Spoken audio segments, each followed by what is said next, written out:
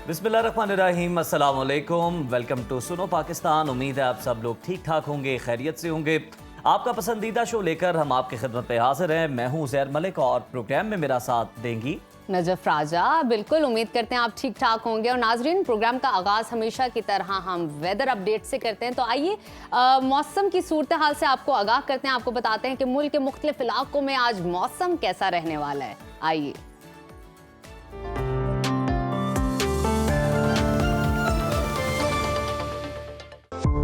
अब बात करते हैं मौसम की। मुल्क के बेशतर इलाकों में आज मौसम गर्म और खुश्क रहेगा, जबकि गिलगित बल्तिस्तान, कश्मीर और बालाई खैबर पख्तूनख्वा में बादल छाए रहेंगे और चंद मकामात पर बारिश की भी तवक्को है। मुल्क के दीगर हिस्सों में आज मौसम कैसा रहेगा, आइए तफसील से जानते हैं। आगाज करते हैं पहाड़ों और आबशारों की सरजमीन गिलगित बल्तिस्तान से, जहां आज ना सिर्फ बादलों का राज रहेगा जबकि चंद मकामात पर बारिश का भी इम्कान है।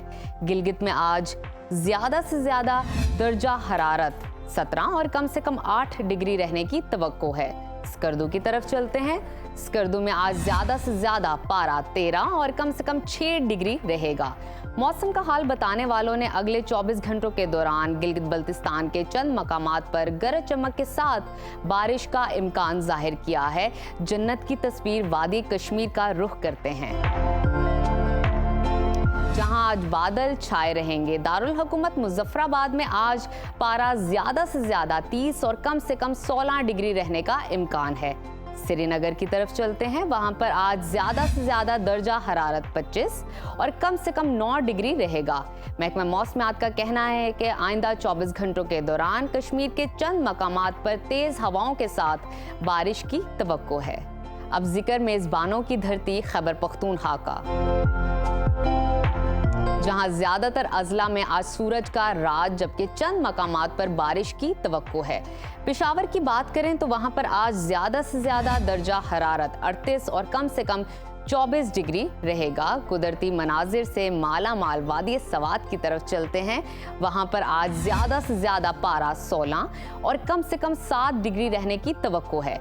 महकमा मौसमियात के मुताबिक आइंदा 24 घंटों के दौरान चित्राल, शांगला, दीर, सवात, मालाकंड, कोहिस्तान, एबटाबाद, मानसहरा में तेज हवाओं और गरज चमक के साथ बारिश का इम्कान है। ज़रई दौलत से मालामाल सरजमीन पंजाब की बात करते हैं,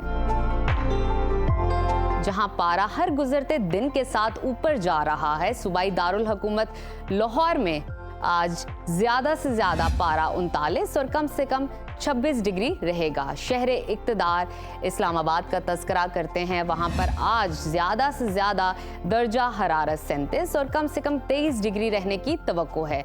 मुल्तान की तरफ चलते हैं। मुल्तान में आज ज्यादा से ज्यादा टेम्परेचर 42 और कम से कम 27 डिग्री रहने का इम्कान है। महकमा मौसमियात ने मरी, गिलियाद, गुजरात, सियालकोट, नारोवाल, लाहौर और गिरदोनवा में आज बादल छाए रहने के अलावा आंधी और गरज चमक के साथ बारिश की पेशगोई भी की है।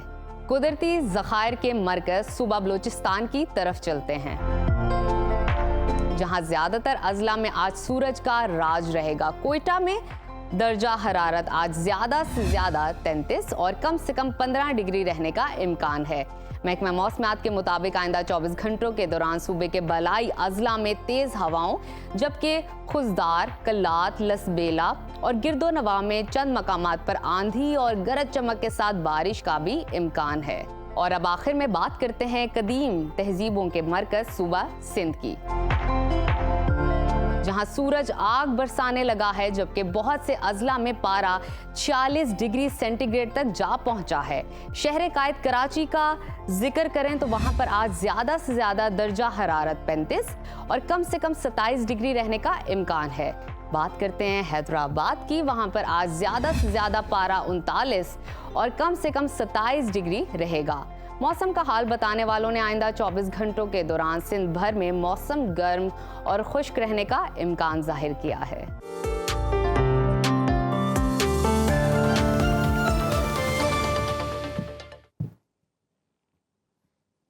नाजरीन, मकार दुश्मन भारत के खिलाफ तारीखी फतह से खित्ते का मंजरनामा यकसर बदल चुका है।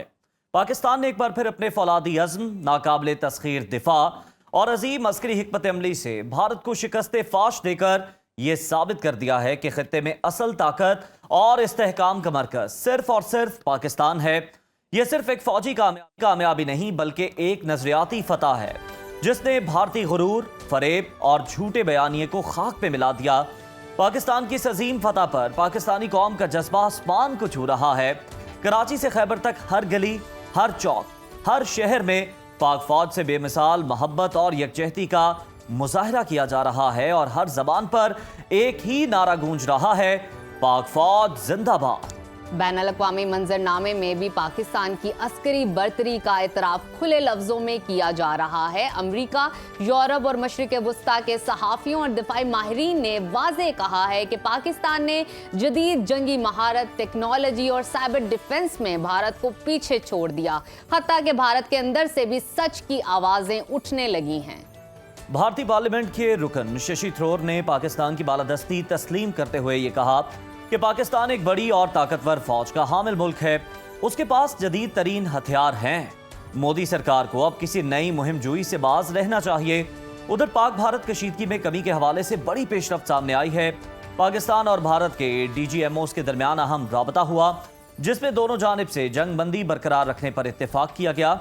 सिक्योरिटी ज़राए के मुताबिक हॉटलाइन पर होने वाली इस गुफ्तगू का पहला राउंड मुकम्मल हो चुका है। भारतीय मीडिया के मुताबिक DGMOs के राबते में शहरी आबादी को निशाना न बनाने, फायरिंग रोकने और ड्रोन्स दरअंदाजी से बाज रहने जैसे अहम निकात पर इत्तेफाक हुआ है। नायब वज़ीर आज़म इसहाक डार ने वाज़ेह कहा है कि DGMOs की सतह पर कामयाब राब्ते के बाद अगला मरहला मुज़ाकरात के लिए गैर जानिबदार मकाम का तयन है। उन्होंने दो टोक अंदाज में कहा है कि सिंतास मुआहदे से पाकिस्तान को गैर मुतलका करार का भारतीय दावा हमेशा के लिए दफन हो चुका।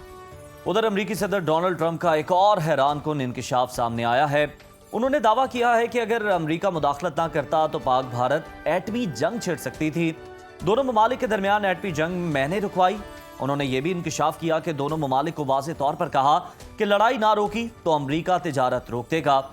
उम्मीद है दोनों मुल्क आइंदा भी इसी तरह जिम्मेदारी का मुजाहरा करेंगे और कशीदगी से गुरेज करेंगे। और साथ ही उन्होंने ये भी इंदिया दिया कि वो जल्द पाकिस्तान से बराह रास्त बात करेंगे।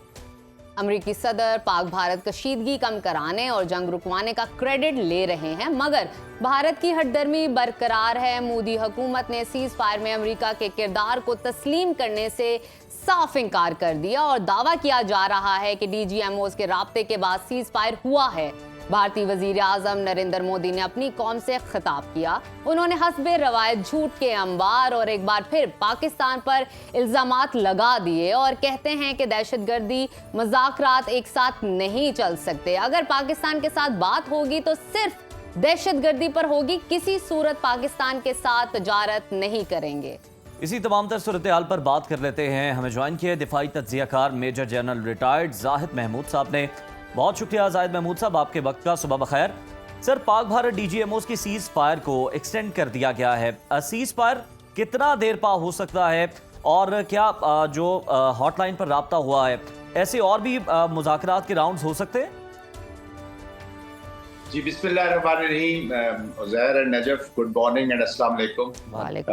अल्लाह का बड़ा शुक्र है कि पाकिस्तान ने ये दिन देखे हैं और जो पाकिस्तान का इस वक्त स्टेचर और जो वैल्यू दुनिया के बीच पे नज़र आ रही है, हमने अपनी ज़िंदगी में इतने खूबसूरत लम्हात नहीं देखे। तो ये हमें सबसे पहले तो तशक्कुर है, अल्लाह ताला का शुक्र अदा करना चाहिए और फिर तमाम लोगों ने जिन्होंने पाकिस्तान के दिफा को, चाहे वो सिविल मिलिट्री लीडरशिप है, सिविलियंस हैं, एक शख्स, चाहे वो साइंटिस्ट हैं हमारे या ड्राइवर्स हैं उस इलाके के या जो भी नौजवान हैं, और फिर हमारी सरहदों पर जो हमारी हिफाजत कर रहे हैं, फिर हमारे सोशल मीडिया, हमारे नौजवान खास तौर पर, आप लोग मीडिया, तो इसलिए आज हम सारे देखे ना ग्रीन हुए हैं जी। सब ने बड़ी खुशी से, आपने भी सुबह झंडा अपना ढूंढा होगा, बॉटल ग्रीन आपने ब्लेजर सिलवाया है, नजफ ने भी ग्रीन शर्ट पहनी है, तो हम we all are happy green today. तो ये अल्लाह का बहुत शुक्र है। और पाकिस्तान इतना ही ग्रीन हो चुका है, जैसे बाहर में घास ग्रीन हो जाता है या सब पौधे ग्रीन हो जाते हैं, तो पाकिस्तान इस वक्त कमिटी ऑफ नेशन में इस तरह एक प्रोमिनेंट दरख्त के तौर पर सामने आया कि इतना खूबसूरत फ्लावरिंग ट्री मौजूद है। उसकी all credit goes to the nation जी as a whole, and salute to armed forces navy, Pakistan air force, Pakistan army, हमारे नौजवान, हमारे जो पुलिस के लोग, तो सॉरी मैं ये तमीज़ थोड़ी लंबी होगी, बट आपने अभी आपकी उसकी तरफ आते हैं जो आपने सवाल किया है। देखिए, ये जो सीज फायर्स है, as far as the bigger conflict या एकदम जो एस्केलेशन एकदम शुरू हो जाना, वो तो मैं थोड़ा सा अरसे के लिए रूल आउट करता हूँ, क्योंकि अभी भारत जो है उसके चेस बोर्ड पे दोबारा बैठ के इसको अपने रीअसर्ट करेगा, रीअसेस करेगा। अब भारत जो है वो अपनी डोमेस्टिक पॉलिटिक्स को एड्रेस करेगा जी। सबसे पहले मोदी साहब ने भी अपने डोमेस्टिक एजेंडा के लिए, आरएसएस हिंदुत्व के एजेंडा के लिए एक बहुत जो जितना उसने इस्टेब्लिश किया था ना जी, अपना एक झूठा एक चेहरा as an economic power, as an military power, as a regional hegemon, and एक ऐसी ताकत कि जो चाइना को और चाइना के जितने भी पार्टनर्स हैं in this region and international as a whole, उसको चेक करने की सलाहियत रखता है। और यही उसने किरदार और अपनी सीवी जमा कराई थी वॉशिंगटन को कि लुक, आपका जो best watchdog in this region है वो मैं हूँ। और उसको लगे हैं जी 24 घंटे, और उसकी मिलिट्री को एम्बैरस होने में लगे हैं जी 24 मिनट। पहले 30 से 40 मिनट में their air force and military was out. अब ये मैं इसलिए ये बात करूं कि वो ब्रूज बहुत ज्यादा है, उनको गुस्सा बहुत ज्यादा है। इतनी बदनामी शायद ही किसी इतनी बड़ी मिलिट्री को, 13-14 लाख की आपकी मिलिट्री है, इतनी एयरफोर्स और राफेल S-400 दुनिया का महंगा तरीन निजाम, और आप एम्बैरस होके खत्म हो गए 24 से 25 मिनट में, 40 जाहिद साहब, उनको इतना गुस्सा है, इतनी फ्रस्ट्रेशन है कि अब भारतीय मीडिया रिपोर्ट कर रहा है कि भारत और मसला कश्मीर और सिंतास मुआहदे पर बात करने के लिए हम तैयार नहीं हैं। और यहाँ अगर देखा जाए तो दोनों ममालिक के दरमियान बुनियादी मसला ही यही है। अगर भारत ट्रंप की सालसी भी नहीं मानता तो फिर तादेर अमन और तवील सीज फायर मुमकिन होगा, क्या कहेंगे इस पर? नजफ, ये वो भारत है जो आप स्क्रीन पे देखते हैं जी, या जो इनकी पॉलिटिकल स्पीचेस में सुनते हैं जी। तो पॉलिटिक्स बड़ी क्रूएल है जी। पाकिस्तान में भी आप देखते होंगे कि पॉलिटिकल स्पीच में और पॉलिसी में बड़ा फर्क होता है। What happen on ground is कि भारत ने जब देखा है कि जी हमारे साथ तो स्ट्रेटेजिक बैलेंस जो है, या जो एक रीजनल बैलेंस जो है, वो within no time shift हो गया है। इंटरनेशनल कम्युनिटी पहले 24 आवर्स आफ्टर कॉन्फ्लिक्ट, मैं ये देख रही एनालिसिस कर ले, मैं कोई अपने पास से एक इमोशनल बात नहीं कर रहा, एनालिसिस पहले 24 से 36 घंटे में आप इंटरनेशनल कम्युनिटी स्पेशली वेस्ट और वाशिंगटन के एटीट्यूड देखें। प्रेसिडेंट ट्रंप थोड़े से खामोश हैं और जेनेरिक उन्होंने एक बात कर दी है। मार्क रूबियो जो है वो इफेक्टिव हुए हैं, बातचीत कर रहे हैं खामोशी के साथ, और जेडी वैंस जो है वो जेस्टरिंग पोस्टरिंग कर रहे हैं कि जो हमारे तो इस कॉन्फ्लिक्ट से लेना देना फिलहाल नहीं है, और ये उनका अपना 2 कंट्रीज हैं, वो कोशिश करेंगे, मान गए तो मान गए। लेकिन जो ही एनवायरनमेंट चेंज होती है और उन्होंने देखा कि जैसे हाउस ऑफ कार्ड, वो जैसे पैक ऑफ कार्ड्स ऐसे जैसे गिरते हैं ना जी, वो उस तरीके से वो चीजें गिरी है और वो बिल्कुल टूटा है। तो वो अचानक ही जो ऑप्शन 3 है या 2 है या जो भी थी, वो वर्कआउट होती है और वो उस कॉन्फ्लिक्ट को रुकवाते हैं। और भारत उनसे इनडायरेक्टली, भारत का हमेशा वतीरा रहा है जी। आपको मैं थोड़ी सी हिस्ट्री भी बताता चलूं, आप लोग यूथ इसलिए है कि यूथ को भी पता होना चाहिए कि होता क्या है। पुलवामा में भी ये हुआ कि भारत एक एस्केलेशन कर देता है और साथ ही अपने दोस्तों को कहता है कि जी आप पाकिस्तान को कि बस जो हो गया वो हो गया, अब इससे आगे नहीं बढ़ना। तो इससे आगे तो पाकिस्तान है ना जी। पाकिस्तान भारत के कॉन्टेक्स्ट में रेड लाइन है जी, रिस्पॉन्स ने जाना है। लास्ट टाइम भी यही हुआ, इन्होंने कहा कि जी आपने जो रीगेन किया था जब पुलवामा का इंसिडेंट हो, तो पाकिस्तान ने डेटरेंस रीगेन कर लिया है, आपने उनके जहाज 2 गिरा लिए हैं, पायलट आपके पास है, तो एक फेस सेविंग के लिए इनको एक आध मिसाइल के फायर कर लेते हैं, इनको सेटिस्फेक्शन हो जाएगी। तो पाकिस्तान ने कहा था जी ये बिल्कुल करे, लेकिन ये 2 करेगा तो हम 4 करेंगे। इस दफा उन्होंने शुरू किया, जो भी कॉन्टेक्स्ट था उन्होंने 21st सेंचुरी स्टैंड ऑफ से उन्होंने चीजें यूज की। फिर पाकिस्तान में 57 एयरलाइंस वर इन एयर, तो पाकिस्तान का डिफेंस सिस्टम जो था ये उसको और वल्नरेबल भी नहीं करना चाहते थे। जगह अटैक हो गई या जो भी उन्होंने एंगेज कर ली, कोई बात नहीं। प्रॉब्लम तब होती पाकिस्तान रिजॉल्व ना रखता और पाकिस्तान रिस्पॉन्ड ना करता। पाकिस्तान ने फिर अपनी चूजिंग जो उन्होंने अगर 95 मकामात पे मारा तो पाकिस्तान 26 मकामात उनके टारगेट किए। दिल्ली के अंदर भी आपके ड्रोन उड़ते रहे। तो जो एक, और फिर आपने जो साइबर में किया, आपने शट डाउन कर दिया, जो चोक्ड इंडिया वाज चोक्ड। तो फिर ये स्क्रैम्बल हुए हैं और फिर ये ड्रामाबाजी, ये स्पीचेस में आप जो देखते हैं इंडिया ये कह रहे हैं वो कह रहे हैं on ground things are different, Kashmir is back on the agenda. Zahir साहब, चले साइबर के मैदान में ही हम बात कर लेते हैं कि इंडिया को बड़ा मान था, सिलिकॉन वैली की तर्ज का उन्होंने सिलिकॉन सिटी बना रखा है और बताते हैं कि जनाब हम दुनिया भर में अपने आईटी माहिरीन भेजते हैं, हम बहुत आगे आईटी में, तो ये साइबर हमले क्यों नहीं रोक सके कम से कम? मैंने बताया ना कि ये शरेड है जी। और देवर शॉक के पाकिस्तान किस फील्ड, वो समझे कि शायद ये पाकिस्तान बस वो कश्मीर पे या इसको लिमिटेड इनकी कार्रवाई है, फौज के ऊपर ये डिपेंडेंट है। और देखिए ना अभी इनके अपने एक पुराने जनरल है, जनरल डीजी आर्टिलरी है PR शंकर, कल मैं उनका इंटरव्यू सुन रहा था, वो अपने ही लोगों से एक टीवी प्रोग्राम बात कर रहे, वो कह रहे थे कि आई विश कि ये जो चाइनीज इक्विपमेंट या चाइनीज फोर्स से जो इक्विपमेंट बनाया जाता है ये चाइनीज ही यूज करें जी। तो मैं I would prefer to fight Chinese rather than this equipment with Pakistanis. Pakistan से ज्यादा मैं चाइना के साथ लड़ना चाहता हूँ। फिर राहुल गांधी आज कह रहे थे, मैं उनकी स्पीच सुन रहा था जो उन्होंने लोकसभा में कर रहे कि पाकिस्तान, हमारा मकसद तो पॉलिसी का ये था कि हम चाइना और पाकिस्तान को सेपरेट रखें, आपने उनको मिला दिया है। इनके अपने लोग बातें कर रहे हैं। आपको पता है कल उनके चीफ के साथ जो हुआ, उनको 4 ऑफिसर्स ने कहीं रफल किया जी, उनके साथ बदतमीजी किया और उनके साथ तो ये चीजें हो रही है। 2 मिलिट्री जनरल आर्मी के और एक जनरल जो है वो डिप्टी एयर चीफ एयरफोर्स का, ये वॉर से पहले सैक हो गया।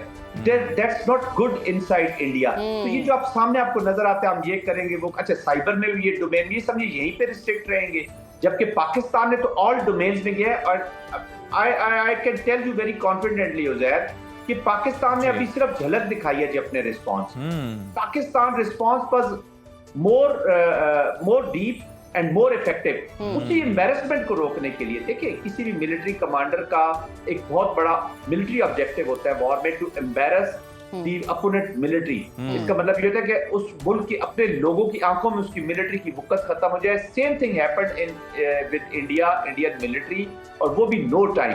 फिर जिस तरीके से कश्मीर में ये तो आप तो राफेल्स और ये तो S-400 जो इसकी सेंटर ऑफ ग्रेविटी समझ रहे, दे वर टेकन आउट। और ऑन ग्राउंड जो पोस्टों पे हमारे बच्चे लड़ रहे हैं, और पोस्ट वहां पे कश्मीर में ऐसे जी कि कोई 50 मीटर्स पे है, कोई 40 मीटर्स पे है, कुछ थोड़ी सी डीप है, तो eyeball to eyeball. और जिस तरीके से वहां पे ऐसे जैसे शब बारात मनाई जा रही है।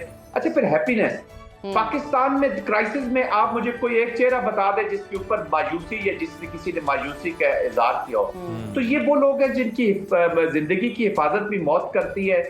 और अभी तो इन्होंने झलक दिखाई है जी पाकिस्तान की। But having said that, Pakistan remained the responsible state. हम न्यूक्लियर कॉन्फ्लिक्ट है, पाकिस्तान ने स्टेबिलिटी को एड्रेस किया है, पाकिस्तान ने ह्यूमैनिटी को एड्रेस किया, पाकिस्तान ने मोरालिटी को एड्रेस किया, पाकिस्तान ने अपने रिजॉल्व और रेजिलियंस से ये जंग जीती है। And credit goes to each and every member of the society, each and every member। बिल्कुल ठीक। जाहिद साहब, मैं इस मुख्तसर जंग में आपसे बात करना चाहूंगी, आपके ख्याल में पाकिस्तान ने अपने पत्ते कैसे खेले हैं, अपने कार्ड्स कैसे खेले हैं? अगर हम मिलिट्री टर्म्स पर बात करें तो हमने खित्ते में, दुनिया में क्या इम्पैक्ट छोड़ा है, क्या इम्पैक्ट क्रिएट किया है, और साथ ही साथ हमारी क्रेडिबिलिटी कितनी बड़ी है, और इससे पाक भारत मिलिट्री बैलेंस में कितना फर्क आया है? That's a very good question।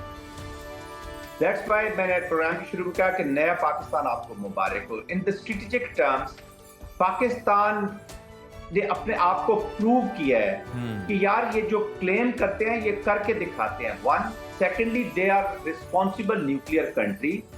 thirdly Pakistan इस रीजन के चीजों को एड्रेस करना चाहता है। Pakistan is a responsible country. अब पूरा वेस्ट आपकी तरफ देखेगा, you can not be ignored. पहले देखिए ना, लेट्स कन्फेस कि पाकिस्तान के बारे में ये इंप्रेशन बन गया था कि छोड़ो यार इनको इग्नोर करो। मोदी क्या स्पीचेस करता था कि वो तो खत्म, अब तो हम मकबूजा कश्मीर की बात करेंगे, अब तो हम आगे जाएंगे, जो कश्मीर का इशू है वो खत्म हो गया है, पानी और ये नहीं हो सकता, वो नहीं हो सकता, आपको इग्नोर कर रहा था। आपको दुनिया को ये शो करता है कि पाकिस्तान को डिस्कस करने की जरूरत नहीं है आपको, तो वो कहते थे कि अफगानिस्तान से भी नीचे चला गया। आज पाकिस्तान कमेटी ऑफ नेशन में सर उठा के खड़ा है, पूरी दुनिया की तरफ देखिए। जो रीजनल रिम के प्लेयर्स हैं, जो रीजनल कंट्रीज हैं, बांग्लादेश, मालदीव, श्रीलंका, सार्क जिसको उसने अबंडन कर दिया था, अब उनको भी पता चल गया कि अगर पाकिस्तान अपनी सॉवरेनिटी की लिफ्ट कर सकता है तो हमारी भी पिवटिंग चेंज होनी है। वो चाइना की तरफ अब पिवट करेंगे, पाकिस्तान के साथ उनके देखिएगा, और वो अभी अपनी आजाद पॉलिसी आपने एक हसीना वाजिद देखी, अभी तो बहुत जी। सी हसीना वाजिद होने वाली है। ये मुल्क है जो स्टूजेस और प्रॉक्सीज के जरिए डोमिनेट करना चाह रहा था, आपने उसकी डोमिनेशन को डिफाइन किया है। डिफाइंस का मतलब पाकिस्तान ने देखे ना 4 चीजें की हैं। डिफाइंस, हम किसी की इजारादारी नहीं मानते। डिफेंस, हम अपनी सॉवरेनिटी को, अपनी सरहदों का डिफेंस करना जानते हैं। पोटेंशियल, हमारे पास पोटेंशियल है कि हम ब्लो बैक करते हैं, हम मारेंगे आपको वापस, और मारा है। और third was the unbounded resolve of the nation, कि ये नेशन जब एक चीज के पीछे पड़ जाती है तो फिर करके दिखाती है। तो ये कैरेक्टर पूरी दुनिया में गया है। ये जो चारों आपको मैंने चीजें बताई हैं कि this is new Pakistan is, तो आप न सिर्फ विनिंग नोशन के साथ अभी टेबल पे बातचीत के लिए बैठेंगे, बल्कि आप एक better diplomatic, better foreign policy और बेटर एडवांटेज के साथ, पॉलिटिक्स के साथ बैठेंगे। आपके वैल्यूज है। ट्रम्प क्या कह रहे हैं कि मैं पाकिस्तान के साथ अभी बात कर रहा हूँ, ट्रेड की बात कर रहा हूँ, वो पाकिस्तान को पैरेलल अभी बात कर रहे हैं इसकी।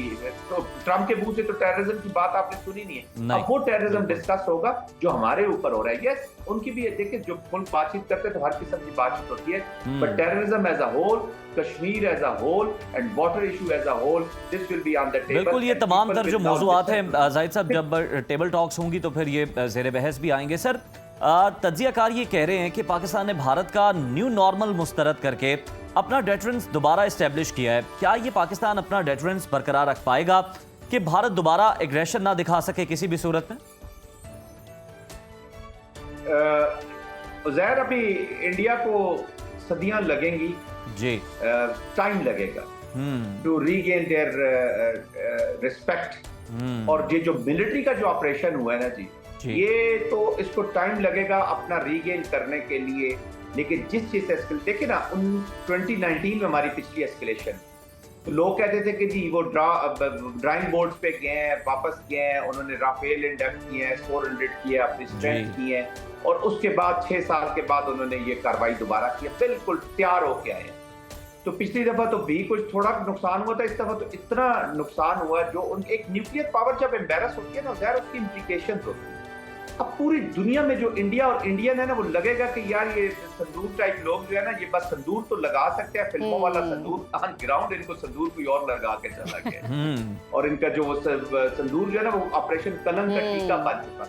तो पाकिस्तान भी इंप्रूव करेगा ना। ये तो अभी एज अ नेशन हमने देख रहा है कि ये हिंदुत्व का माइंडसेट जब तक हमारे नेबरहुड में है, हमारी सॉवरेनिटी को खतरा रहेगा, हमारी सालमियत को खतरा रहेगा।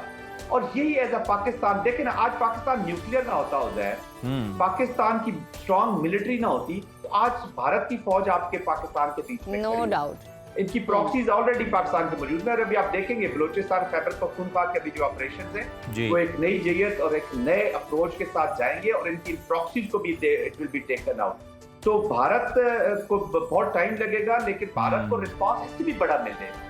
अब जो कॉन्फिडेंस है ना भारतीय लोगों का अपनी फौज के बीच पे, उसको बहाल होते हुए बड़ा टाइम लगेगा। जो सेन माइंड है, ये अरनाफ वगैरह से लड़ना चाह रहे हैं, ये गौरिया मेजर से लड़ना चाह रहे हैं, ये बख्शी टाइप लोग हैं। मीडिया आपने उनका देख लिया है, जो मीडिया की आप देखें रिस्पेक्ट किधर चली गई, क्योंकि सच के ऊपर नैरेटिव चलाया आपने। आपका यूथ इज काउंटेड फॉर के यार ये बच्चे हमारे जो है, ये सिर्फ वो आई मीन सोशल, जाहिद साहब, उनके अंदर से आवाजें उठ रही हैं, बहुत सारे व्लॉगर्स, बहुत सारे यूट्यूबर्स उनके फेक जो मेन स्ट्रीम मीडिया के न्यूज़ है उसको डिस्कस कर रहे हैं, उसका सच जो है सोशल मीडिया पर दिखा रहे हैं, लेकर आ रहे हैं, उसके बारे में बात की जा रही है, तनकीद का निशाना बनाया जा रहा है गोदी मीडिया को।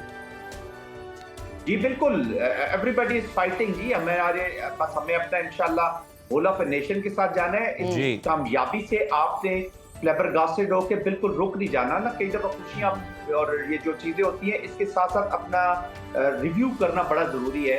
देखिए, इनमें भी हमने कुछ मिस्टेक शायद की होंगी, इसमें से भी सीखना है। इस क्राइसिस में से एक अल्लाह ने एक अपॉर्चुनिटी दी है, तो इससे हमने फायदा जरूर उठाना है। बट अच्छी और मैच्योर नेशन हमने बन के दिखाना है ना। हमारा स्टेचर जब बड़ा है तो हमारा थिंकिंग, हमारी सोच, हमारी पॉलिटिक्स, हमारी इदारे, हमारे हर चीज, we all have to rise.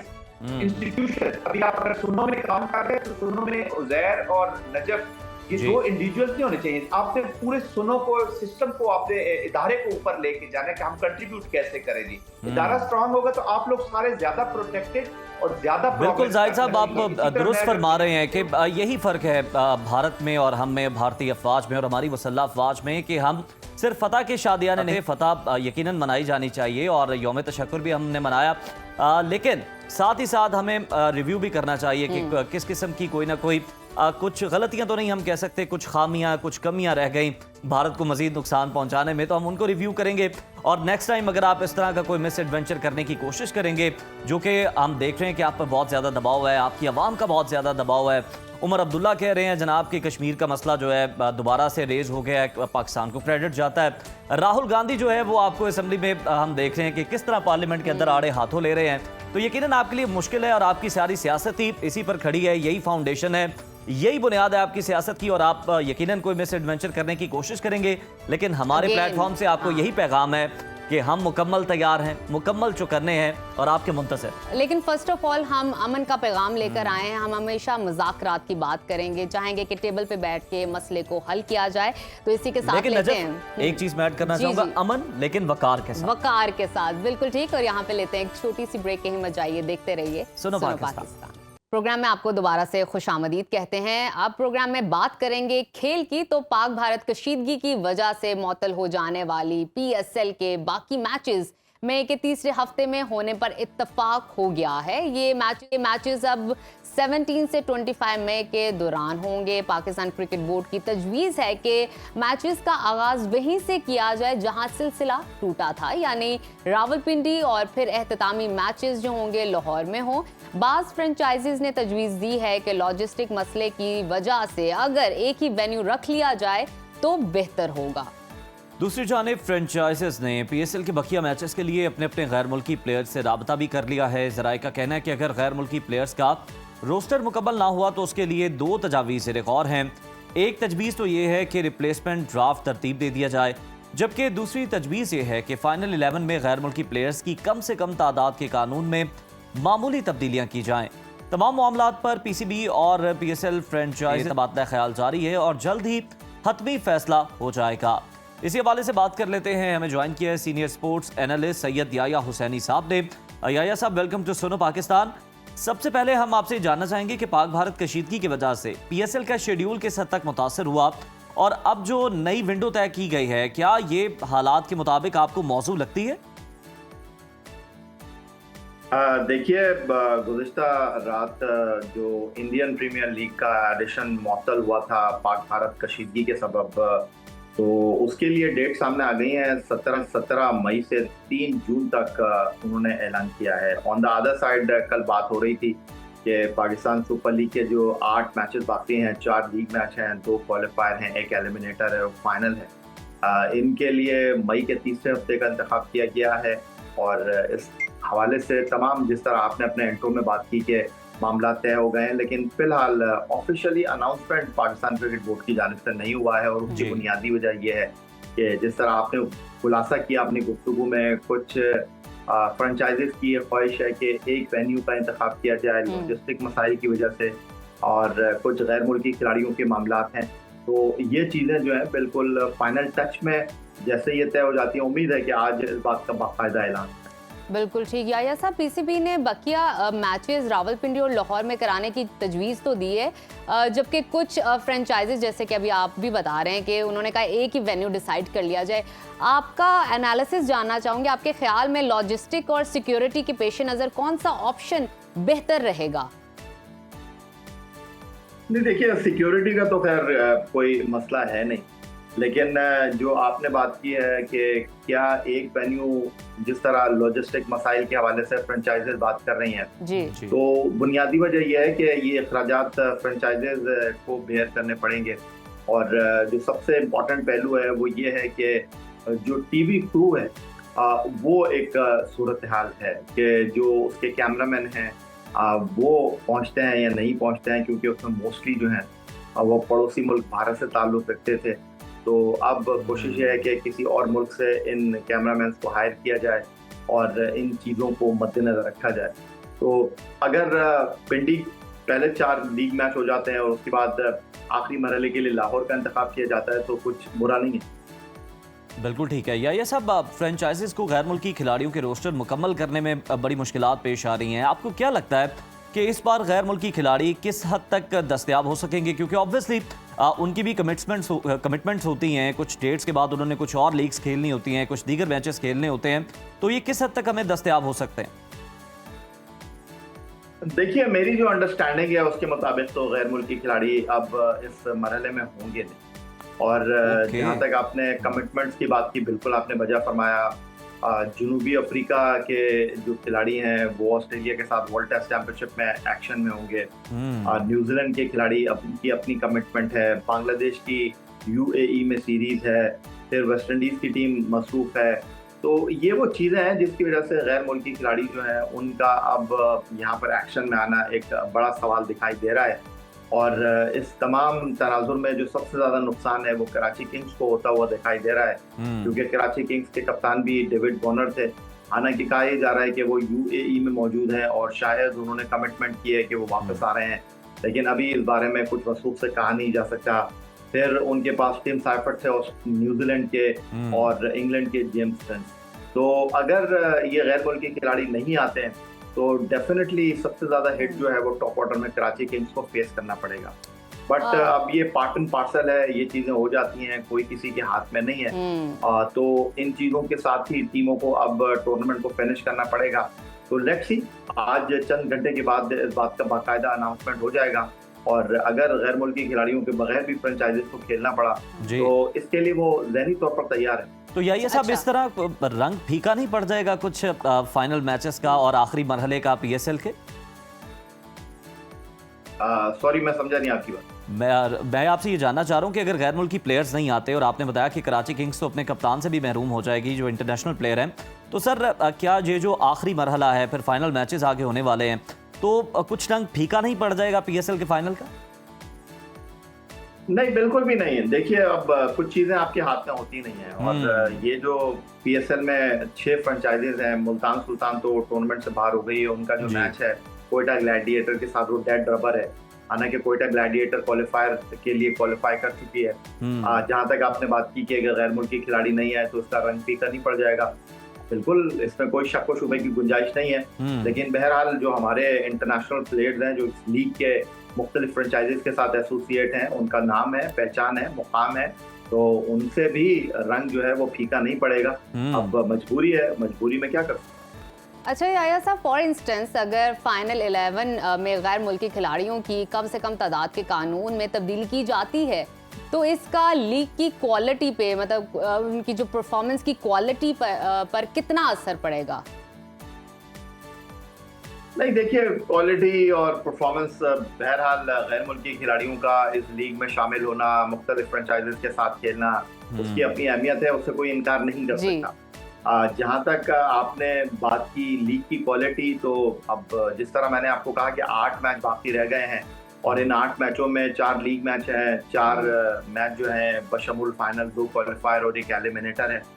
टीमें डेफिनेटली स्ट्रगल करेंगी, खास तौर पर जो कराची किंग्स, उनके 2 मैच बाकी हैं। मस्ट विन गेम है लाहौर कलंदर के लिए और उनको मिडल ऑर्डर में स्ट्रगल करना पड़ेगा। उनके पास सैम बिलिंग्स थे, डैरल मिचेल थे, सिकंदर रजा थे, उनकी कुव्वत थे मिडल ऑर्डर में और वो नहीं होंगे।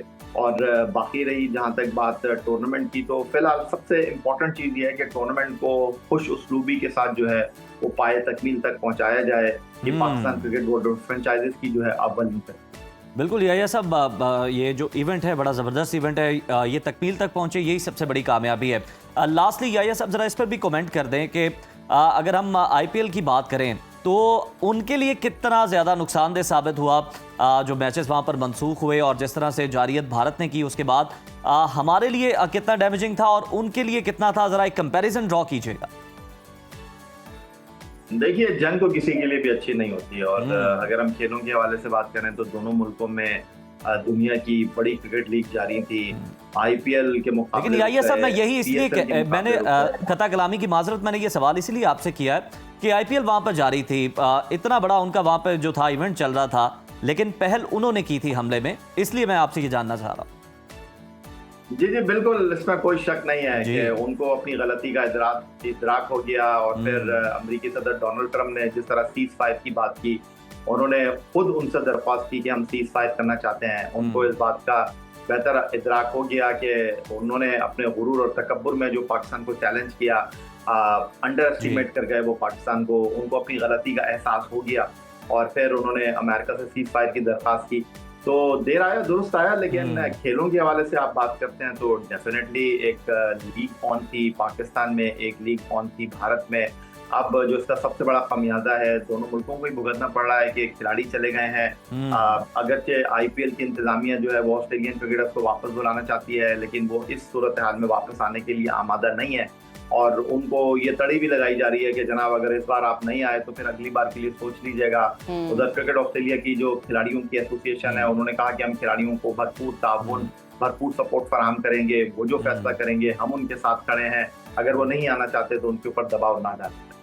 बिल्कुल वही है, वही हर बार आजमाया जा रहा है, खिलाड़ियों के साथ भी उन पर दबाव डाला जा रहा है, साथ ही उन्हें धमकाया जा रहा है, तड़ियां लगाई जा रही हैं कि अगर आप नहीं आएंगे खेलने तो फिर अगली बार जो है हम आपको आईपीएल खेलने के लिए नहीं बुलाएंगे। तो देखना ये कि अब वो क्या रिस्पॉन्ड करते हैं और भारत को किस तरह जवाब देते हैं। उम्मीद है कुछ ऐसा ही जवाब होगा जैसा पाकिस्तान ने दिया है।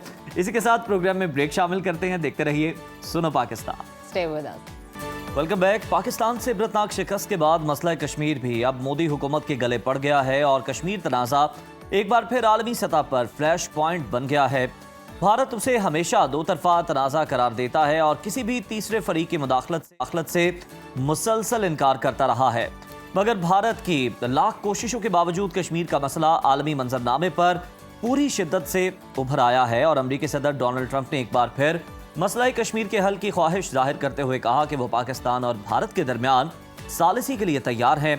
पाकिस्तान ने तो इस पेशकश का खैर मकदम किया है, लेकिन अमरीकी सदर की मसला कश्मीर पर सालिसी की पेशकश को लेकर भारत के अंदर सफ़े मातम बिछी हुई है और इसे मोदी हुकूमत की बड़ी शिकस्त करार दिया जा रहा है। हुर्रियत रहनुमा मिशाल मलिक ने दो टोक अल्फाज में पैगाम दिया है कि वक्त आ गया है कि मसला कश्मीर को फ्रंट पर लाकर आलमी बरादरी को मजबूर किया जा सके कि वो भारत के मजालिम का नोटिस लें और कश्मीरियों को उनका हक खुद इरादियत दिलाया जाए। मकबूजा कश्मीर के कठपुतली वजीर आला उमर अब्दुल्ला ने इतराफ़ किया है कि पाकिस्तान कश्मीर को आलमी सतह पर उठाने में कामयाब हो गया है। अमरीका दिलचस्पी ले रहा है कि वो निगरान या सालसी का किरदार करे। वज़ीर दिफा ख्वाजा आसिफ ने भी इस मौके पर अहम बयान दिया है। वो ये कहते हैं कि सीज फायर के बाद पाकिस्तान और भारत के पास सुनहरी मौका है कि वो कश्मीर, दहशतगर्दी और पानी जैसे बुनियादी मामलात पर मुज़ाकरात करें। सदर ट्रंप ने कश्मीर का मामला ज़ेर बहस लाने की पेशकश की है। इस 3 निकाती एजेंडे पर बात होनी चाहिए। इसी को डिस्कशन कर लेते हैं, डिस्कशन का हिस्सा बना लेते हैं। साबिक सिफारतकार डॉक्टर जमील अहमद खान साहब ने हमें ज्वाइन किया।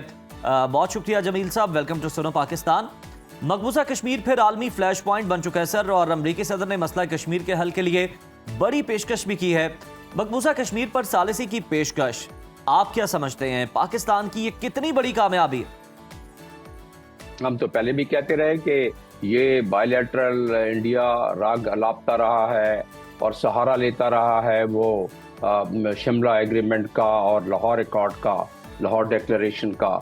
हम तो पहले भी कहते रहे थे कि बिल्कुल मीडिएशन मल्टीलैटरल लेवल पे होनी चाहिए। ये है ही मल्टीलैटरल मामला, ये हम के पीछे छुपना शुरू कर दिया इंडिया ने शिमला अकॉर्ड के। और शिमला अकॉर्ड के पहले पैराग्राफ में लिखा हुआ है कि किसी लिहाज से जो यूनाइटेड नेशंस का चार्टर है उसके खिलाफ कोई बात नहीं होगी। तो यूनाइटेड नेशंस के चार्टर के मुताबिक तो सिक्योरिटी काउंसिल रेजोल्यूशंस जो हैं वो दुनिया का कानून बन जाता है और वही हमारे लिए एक रहनुमाई है। रहनुमाई क्या, उसकी हम इम्प्लीमेंटेशन चाहते हैं। तो जो 15 सिक्योरिटी काउंसिल के रेजोल्यूशन है और सरफहरिस्त जिसमें सबसे पहला रेजोल्यूशन जिसकी कि अब तक इम्प्लीमेंटेशन नहीं है वो 47 है रेजोल्यूशन जो कि 1948 में पास किया गया, उसकी अमलदारी से बात शुरू हो सकती है।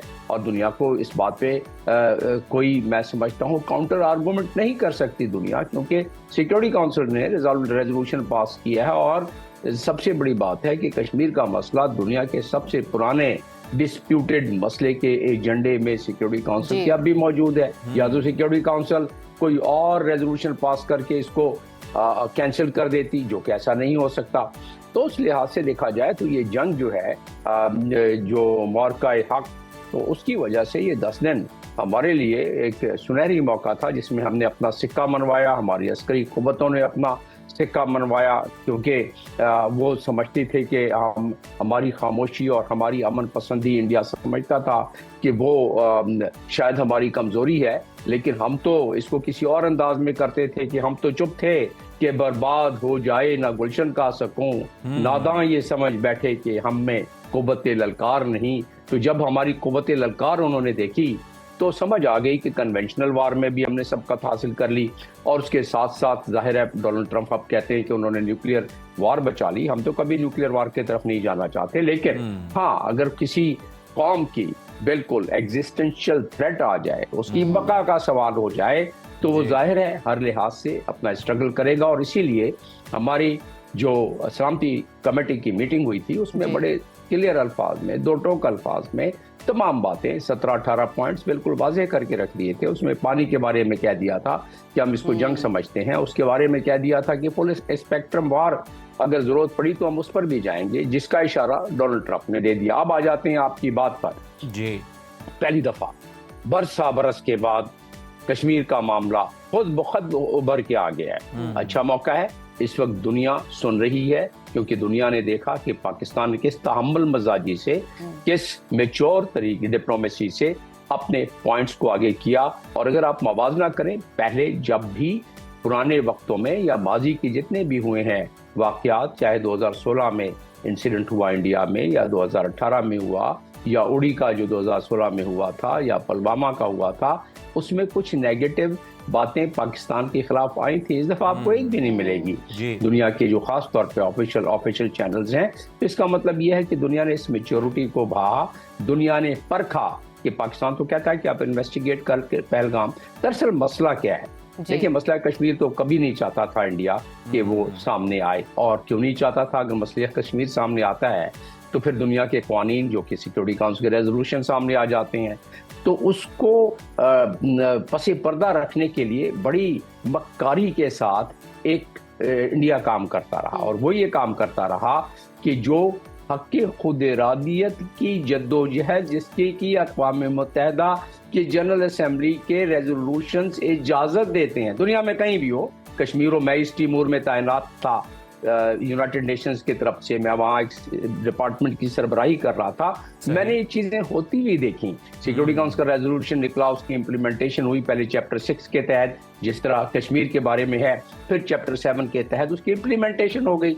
तो हम भी चाहेंगे कि उस समत में, क्योंकि अब ये बात सामने आ गई है, तो इंडिया चाहता है कि किसी तरीके से इन लोगों को जो कि अपने हक़ खुद इरादियत की जद्दोजहद कर रहे हैं, जिसकी की इजाज़त जनरल असेंबली के रेजोल्यूशन 2625 के तहत और 3246 के तहत, और सबसे बड़ी बात है 2649 के तहत है, जिसका मजमुआ मैं बता देता हूँ। वो ये कहता है 2649 कि दुनिया में कहीं भी जब कोई फोर्सेज एक्यूपाई करें तो वहाँ के लोगों को अपनी जद्दोजहद करने का हक हासिल है, अपनी आज़ादी हासिल करने का हक हासिल है। और ये सेल्फ ग्रोन चीज़ें हैं। अब कश्मीर में जो हो रहा है, सेल्फ ग्रोन बातें हो रही हैं, और उसको मोदी ने अपनी तकरीर में कहा है, और उससे पहले कहते आ रही हैं टेररिज्म टेररिज्म टेररिज्म। और उसकी बात, उसके पसे पर्दा बात यह है कि दुनिया को टेररिज्म के बत्ती के पीछे लगा के और चाहते हैं कि कश्मीर भूल जाए। इस दफा कश्मीर सामने आ गया। अब कश्मीर आ गया और टेररिज्म की बात चली नहीं। पाकिस्तान ने बहुत उम्दा तरीके से कह दिया, साफ शफाफ आप इन्वेस्टिगेशन कर लें, और इस इन्वेस्टिगेशन में हम नहीं करते, किसी थर्ड पार्टी से करवा लें, दुनिया के किसी और मुल्क से करवा लें। तो ये कोई इतनी भारी भरकम बात थी कि इंडिया अब इसके पीछे छुप नहीं सक रहा है। वो आज भी मैं सुन रहा था वजीर दफा का एक इंटरव्यू कल रात को उन्होंने दिया, वो कहते हैं कि हम तो कहते हैं कि पुलवामा को भी कर लें, और जो इंफ्रास्ट्रक्चर आप कहते हैं, इंडिया कहता है कि हमने 6 के करीब और पता नहीं दर्जनों तबाह कर दिए, क्या उसको भी इन्वेस्टिगेशन में शामिल कर लें। आपने बच्चे और औरतों को और बूढ़ों को मारा है, और आपने मस्जिदें शहीद की हैं, आपने डिसेक्रेशन ऑफ होली कुरान किया है, तो आप इसकी भी इंक्वायरी करा लें। इंडिया पीछे हट जाएगा।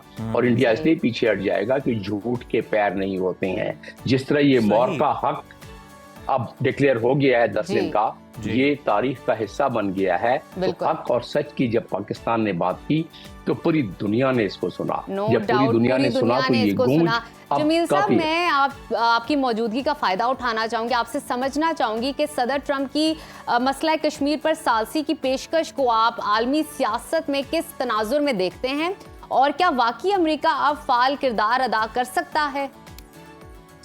मैं ट्रंप की जो अल्फाज हैं उसकी इंटरप्रिटेशन और उसके पीछे मायने क्या हैं और क्या उसके पीछे मंतक है, देखें। इस वक्त जो साइंटिस्ट हैं जो मॉडलिंग करते हैं न्यूक्लियर किसी न्यूक्लियर फ्लैश पॉइंट की, उस मॉडलिंग में ये बताया गया है कि दुनिया में अगर कहीं भी किसी दो मुल्कों के दरमियान, अगर मैं आ रहा हूँ ट्रंप पर, किसी दो मुल्कों के दरमियान अगर कभी कोई फ्लैश पॉइंट वाली बात आ जाती है और न्यूक्लियर इस्तेमाल हो जाता है तो दुनिया का मौसम तब्दील हो जाएगा, दुनिया की फसलें खत्म हो जाएंगी, दुनिया की खुराक खत्म हो जाएगी, वबा फैल जाएगी, आसमान पर ही घटाएं छा जाएंगी, मौसम तब्दील हो जाएगा, तो दुनिया तो खतरना हो जाएगी ना। और एक मॉडलिंग के तहत 1 से 1.5 अरब लोग जो है इस तमाम कॉन्सिक्वेंसेज में, पहली वार में तो तकरीबन कोई बिलियंस के करीब, और बाद में इस वबाओं की वजह से सही दुनिया इसलिए भी जो है वो बड़ी मुतफक्किर दिखाई देती है कि अगर एटमी जंग खुदा न खास्ता हो जाती है तो पूरी दुनिया पर इसके असरात जो हैं वो तादेर होंगे और बहुत ज़्यादा मोहलिक होंगे। बहुत शुक्रिया जमील साहब आपके वक्त का। प्रोग्राम में ब्रेक की जाने बढ़ते हैं, देखते रहिए सुनो पाकिस्तान। रस्सी जल गई बल ना गया, मुंह की खाने के बाद नरेंद्र मोदी ने एक बार फिर पाकिस्तान को जम की धमकी दे दी है। कौम से इश्तियाल अंगेज खिताब करते हुए भारतीय वज़ीर आज़म ने कहा कि ऑपरेशन सिंदूर रुका है, खत्म नहीं हुआ। फौज अलर्ट है, खून और पानी एक साथ नहीं बह सकते। पाकिस्तान से सिर्फ दहशतगर्दी और आज़ाद कश्मीर पर ही बात होगी। जोहरी ब्लैकमेलिंग बर्दाश्त नहीं करेंगे, जिस पर पाकिस्तान की जानिब से भी शदीद रद्द-ए-अमल आया है। हुकूमत के सीनियर रहनुमा सेनेटर इरफान सिद्दीकी का मोदी की तकरीर पर रद्द-ए-अमल देते हुए कहना था कि ऑपरेशन सिंदूर भारत माता की मांग में राख भर गया है। मोदी का एक एक लफ्ज कह रहा था, मैं हूं अपनी शिकस्त का, और मैं हूं अपनी शिकस्त की कहानी, और मैं हूं अपनी शिकस्त की आवाज। मोदी का ये खोखलापन माहिर नफ्सियात फौरन भांप गए हैं। हिजानी कैफियत के शिकार भारतीय वज़ीर आज़म को अब दिमागी मुआयना कराना चाहिए। पाकिस्तान और भारत के दरमियान सीज फायर और मुमकिन मुज़ाकरात के हवाले से बात करने के लिए हमारे साथ मौजूद हैं सीनियर तज्जियाकार आमिर इलियास राना साहब। बहुत शुक्रिया राना साहब आपके वक्त का। सर, पाकिस्तान और भारत के दरमियान सीज फायर तो हो गया है, अब आने वाले दिनों में आप सूरत हाल को किस तरह से देख रहे हैं? क्या भारत इस सीज फायर पर अमल भी करेगा? देखिए, सीज फायर पाकिस्तान ने नहीं कराया जी, सीज फायर इंडिया की रिक्वेस्ट पे हुआ है। हमारी अल्हम्दुलिल्लाह पोजीशन ऑफ स्ट्रेंथ है, हमने अपनी माइट शो की है अल्लाह के फजल से, और हमने जो कुछ किया है उसने इंडिया को घुटने टेकने पे भी मजबूर किया, और वहां माथा टेका जाके जहां से वो कहता था कि मैं ताकत लेता हूं और मैं जनाब पाकिस्तान को छोड़ूंगा नहीं। उन्हीं की जाके हाथ जोड़े हैं, मिन्नत की है कि अल्लाह का वास्ता है पाकिस्तान से बचाओ। तो पाकिस्तान की जो कुव्वत है वो अल्लाह के फजल से मौजूद है, फोर्सेस मौजूद है, अवाम मौजूद है। तो इंडिया को जब शौक चुराए कि वो सीज फायर को तोड़ना चाहे तो जी बिस्मिल्लाह, सत आया नू, फिर हम कहेंगे साढ़े नाल पंगा ना लेना। हमने आपको बता दिया, हम कह रहे थे हमें टेस्ट ना करो, हमारे DGI-SPR की जुबान यही थी कि मेहरबानी करें, हमें टेस्ट ना करें, शुरू आप करेंगे इंतहा हम करेंगे। तो हमारे army chief general Asim Munir हों, हमारी बहरिया के सरबराह हों, हमारी फिजाइया के सरबराह हों, सब ने एक इंटीग्रेटेड सिस्टम के तहत ये साइबर वारफेयर लड़ी है। ये कोई छोटी जंग नहीं थी, ये नहीं थी कि बड़कों की जंग नहीं थी, वो मोदी और बहुत सारे लीडर लड़ लेते हैं। यहाँ था काम दिखाना, वो दिखा दिया, और जो दिखाया है वो अभी थोड़ा सा शो हुआ है तो उनके पसीने छूट गए। लिहाजा ये बात आप छोड़ दें कि वो अगर सीज फायर की खिलाफ वर्जी करेंगे। देखें, हमारे जहनों में लोगों में बहुत ये कम मौजूद है कि LOC के ऊपर सीज फायर की पाबंदी लागू नहीं होती, ये इंटरनेशनल बॉर्डर पे होती है, और ये लड़ाई भी इंटरनेशनल बॉर्डर की वजह से ही बहुत ज्यादा खुली कि जब वो मुरीद के आए, भावलपुर आए, और फिर 3 बेसिस पे आए हमारे, तो फिर हमने ना उनका कोई बेस छोड़ा और ना उनकी कोई जमीन पे वो जगह छोड़ी जहाँ से वो हम पर फायर कर रहे थे। उनकी सप्लाई डिपो थे, उनकी ब्रिगेड थी, हमने उनके जो स्टोरेज फैसिलिटी थी ब्राह्मोस की वो सारी उड़ा के रख दी। आमिर साहब, क्या आपको नहीं लगता कि मोदी हुकूमत की जानिब से सालसी को मुस्तरद करना और सिर्फ दहशतगर्दी पर बात की जिद, क्या ये रवैया खित्ते के अमन के लिए खतरा नहीं बन रहा?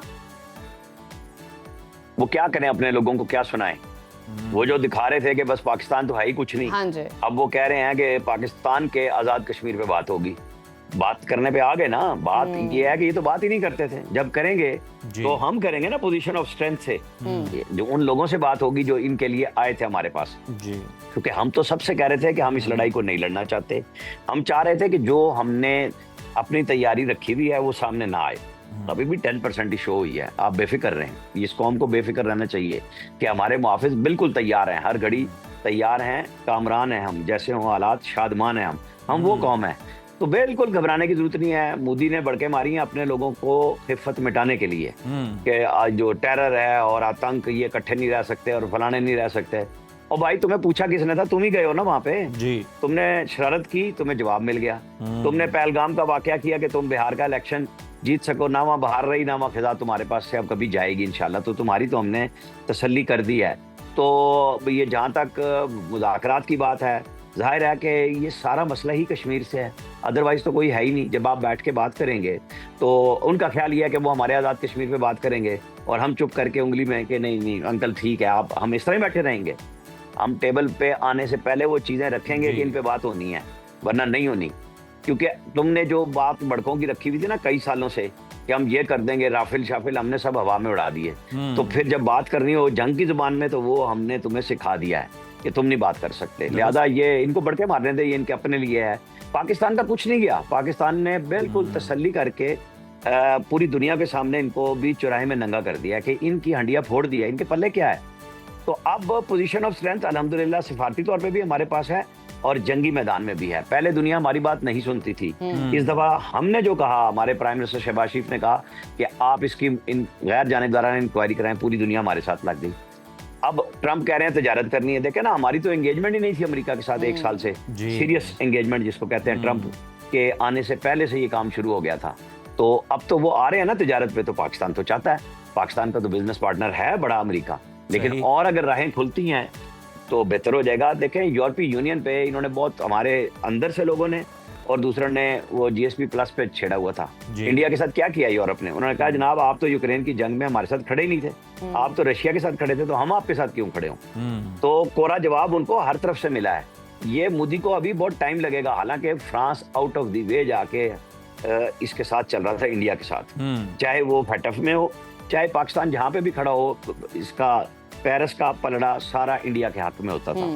एक तो उनकी दुनिया में नकाती करा दी, उनके बेस्ट जहाज की ऐसी की तैसी करा दी, उनकी मार्केट के शेयर गिर गए, उनकी जो एयर शो होने जा रहा था वो खराब कर दिया। ये सारे आने वाले दिनों में भयानक ख्वाब की तरह मोदी को डसेंगे। बिल्कुल डसेंगे। आमिर साहब, अगर भारत मुसलसल आलमी दबाव के बावजूद अपनी जिद पर कायम रहता है तो आप क्या समझते हैं कि आलमी इदारे और ताकतें कब और कैसे मुदाखलत करेंगी, किस हद तक हो सकती है? क्योंकि यूक्रेनी सदर के साथ तो हमने देखा था ना कि सदर ट्रंप ने किस तरह से उनको आड़े हाथों लिया था एक मौके पर। क्या भारत के साथ भी इस तरह का सलूक हो सकता है अगर वो अपनी जिद पर कायम रहा, अपनी अना में रहा? तो देखिए, हम खुशी का इजहार कर सकते हैं कि अल्लाह करे कि ऐसा ही हो, लेकिन इशू ये है कि आलमी ताकतें खास हद तक जाया करती हैं जहां उनकी अपनी जोम मौजूद है। ट्रंप ने कहा है, इंडिया ने कह दिया हमारे साथ तिजारत में बात नहीं हुई, तो ये जवाब ट्रंप ने देना है, उनकी इंतजामिया ने देना है, पाकिस्तान ने नहीं देना कि वो कह रहे हैं कि नहीं हुई। भाई हमने कोई दावा किया कि हमारी बात हुई है? मैंने तो प्राइम मिनिस्टर से उस वक्त बात की थी, मैंने कहा हमारी क्या बात हुई है सीज फायर पे, तो उन्होंने मुझे कहा कि हम बात करेंगे। अभी सिर्फ सीज फायर पर इत्तेफाक हुआ है, तो पाकिस्तान ने तो झूठ नहीं बोला। जब अमेरिकन प्रेसिडेंट ने कहा कि मैं आया हूं और कश्मीर को लाऊंगा, हमने उसको वेलकम किया। वो तिजारत पे आए, हमने वेलकम कर दिया। नहीं करेगा इंडिया करेगा, वो जाने और अमेरिका जाने, हमें तो अपने ताल्लुकात ठीक करने हैं ना। हमें इंडिया के साथ कोई मुकाबले की जरूरत नहीं है। हमें जिन मुल्कों में जहां जरूरत है हम अपनी सिफारतकारी, अपनी तवज्जो चाहेंगे। हमें इंडिया की जरूरत ही नहीं है बात करने की, वो जाने, ट्रंप जाने, मोदी जाने। बिल्कुल ठीक। आमिर साहब, इस पर भी कमेंट कीजिएगा। कठपुतली वजीर आला उमर अब्दुल्ला का बयान आलमी राय आमा पर किस हद तक असर डाल सकते हैं और क्या भारत के अंदर से ऐसे एतराफात आलमी दबाव को बढ़ा सकते हैं? देखें, आलमी दबाव पाकिस्तान शुरू दिन से बनाने की कोशिश कर रहा था। हमने कलभूषण यादव दिया, सारी दुनिया चुप रही। ये चूंकि तजारती मुफादात, दुनिया अपने मुफादात के तहत चलती है जी। ये कुदरत ने हमारी मदद की, आप ये बात ध्यान में रखें। जब हम अपने पैरों पे खड़े हुए हैं, कुदरत ने भी मदद की है हमारी साथ साथ। क्या ये जो हमारा बयानिया है कि भाई आप इंक्वायरी करा लें, वो दुनिया ने मान लिया, मोदी भाग गया क्योंकि उसके पास कोई सबूत ही नहीं है। इतने दावे सेटेलाइट हमारे हैं फलाने, हमें तो ताना देते थे ना कि हम चाइनीज सेटेलाइट यूज करते हैं। और भाई तुम्हारे तो सेटेलाइट अपने थे, तो ले आओ ना वो जिन लोगों ने कत्ल किए, वीडियो ले आओ उनकी। हम तो आपको बता रहे हैं, हमने आपको स्पेस से भी चेक करके मारा है। आपका जो सारा सिस्टम था सिक्योरिटी का, हमने तारपोर जो उसका बिखेरा है वो हमने साइंस और स्पेस दोनों यूज किए हैं, एयरफोर्स यूज किया है, तब जाके किया ना। तो ये कोलैबोरेशन के साथ हुआ है, एक प्रॉपर इंटीग्रेटेड सिस्टम के तहत हुआ है। भैया आपके पास कुछ है तो ले आए, अगर जवाब नहीं है तो फिर जाके दुनिया को बता दें कि आप कहते रहे। दुनिया ने आपको और हमें समझाया, हमने कहा जी हम तो लड़ना ही नहीं चाहते, इंडिया को रोकें। सऊदी वजीर मुमलिकत बराए उमूर खारजा आए, ईरानी वजीर खारजा आए, टेलीफोन हुए, हमने सबको कहा कि हम नहीं लड़ना चाह रहे, लेकिन इंडिया ने कहा कि हमने लड़ना है, हम तो पाकिस्तान को सबक सिखाएंगे। तो अल्हम्दुलिल्लाह हमारी फोर्सेज ने उनको ऐसा सबक सिखाया है कि अब वो भाग रहे हैं, मदद मांग रहे हैं, उनको अब समझ नहीं आ रही कि हमारे साथ हुआ क्या है। अपने लोगों को डिप्टी एयर चीफ को उड़ा दिया, जनरल को उड़ा दिया जी। वो समझ चुके हुए थे कि पाकिस्तान की क्या तो ताकत है, कुव्वत है। मोदी को समझ नहीं आया, मोदी ने कहा नहीं इस तरह ही होगा। अब वो आपस में लटम लट हैं, सिखों के ऊपर वो लड़ाइयाँ लड़ रहे हैं, गद्दार वो उन्हें बना रहे हैं, सिख जो फौज के अंदर है। तो ये तो इंशाल्लाह उनके लिए एक बुरे उस वक्त का आगाज हुआ है जो वो पाकिस्तान के लिए चाह रहे थे। आमिर साहब, पाकिस्तान भारत को मसला कश्मीर पर बारहा हमने देखा मुज़ाकरात की दावत देता रहा, लेकिन मोदी हुकूमत हिंदुत्व के घोड़े और $400 बिलियन की इकोनॉमी के जोम में पाकिस्तान की ऑफर को हमेशा ही झुटलाती रही, उससे इनकार करती रही। अब भारत अपनी पोजीशन से पीछे हटा और मुज़ाकरात की बात मानने पर मजबूर हुआ है। ये आप क्या समझते हैं कि भारत के लिए कितना बड़ा झटका है और उसका कितना पछतावा भारत को रहेगा कि बिला वजह कि उसने जंग छेड़कर कशीदगी पैदा करके कश्मीर का मसला भी आलमी दुनिया में उजागर कर दिया? देखें, ये हमारी सोच है, मोदी की सोच और है। अच्छा। उन्हें इस लड़ाई में बढ़ना चाहिए, आगे दुनिया से पंगा लेना चाहिए कि हम नहीं करते मुज़ाकरात। देखें, हमारी मजबूरी नहीं है मुज़ाकरात की, हमें कोई फिक्र नहीं है। हमारा इंडिया के साथ कुछ नहीं लगा हुआ कि हमें परेशानी हो गई जी मुज़ाकरात नहीं होंगे तो क्या होगा।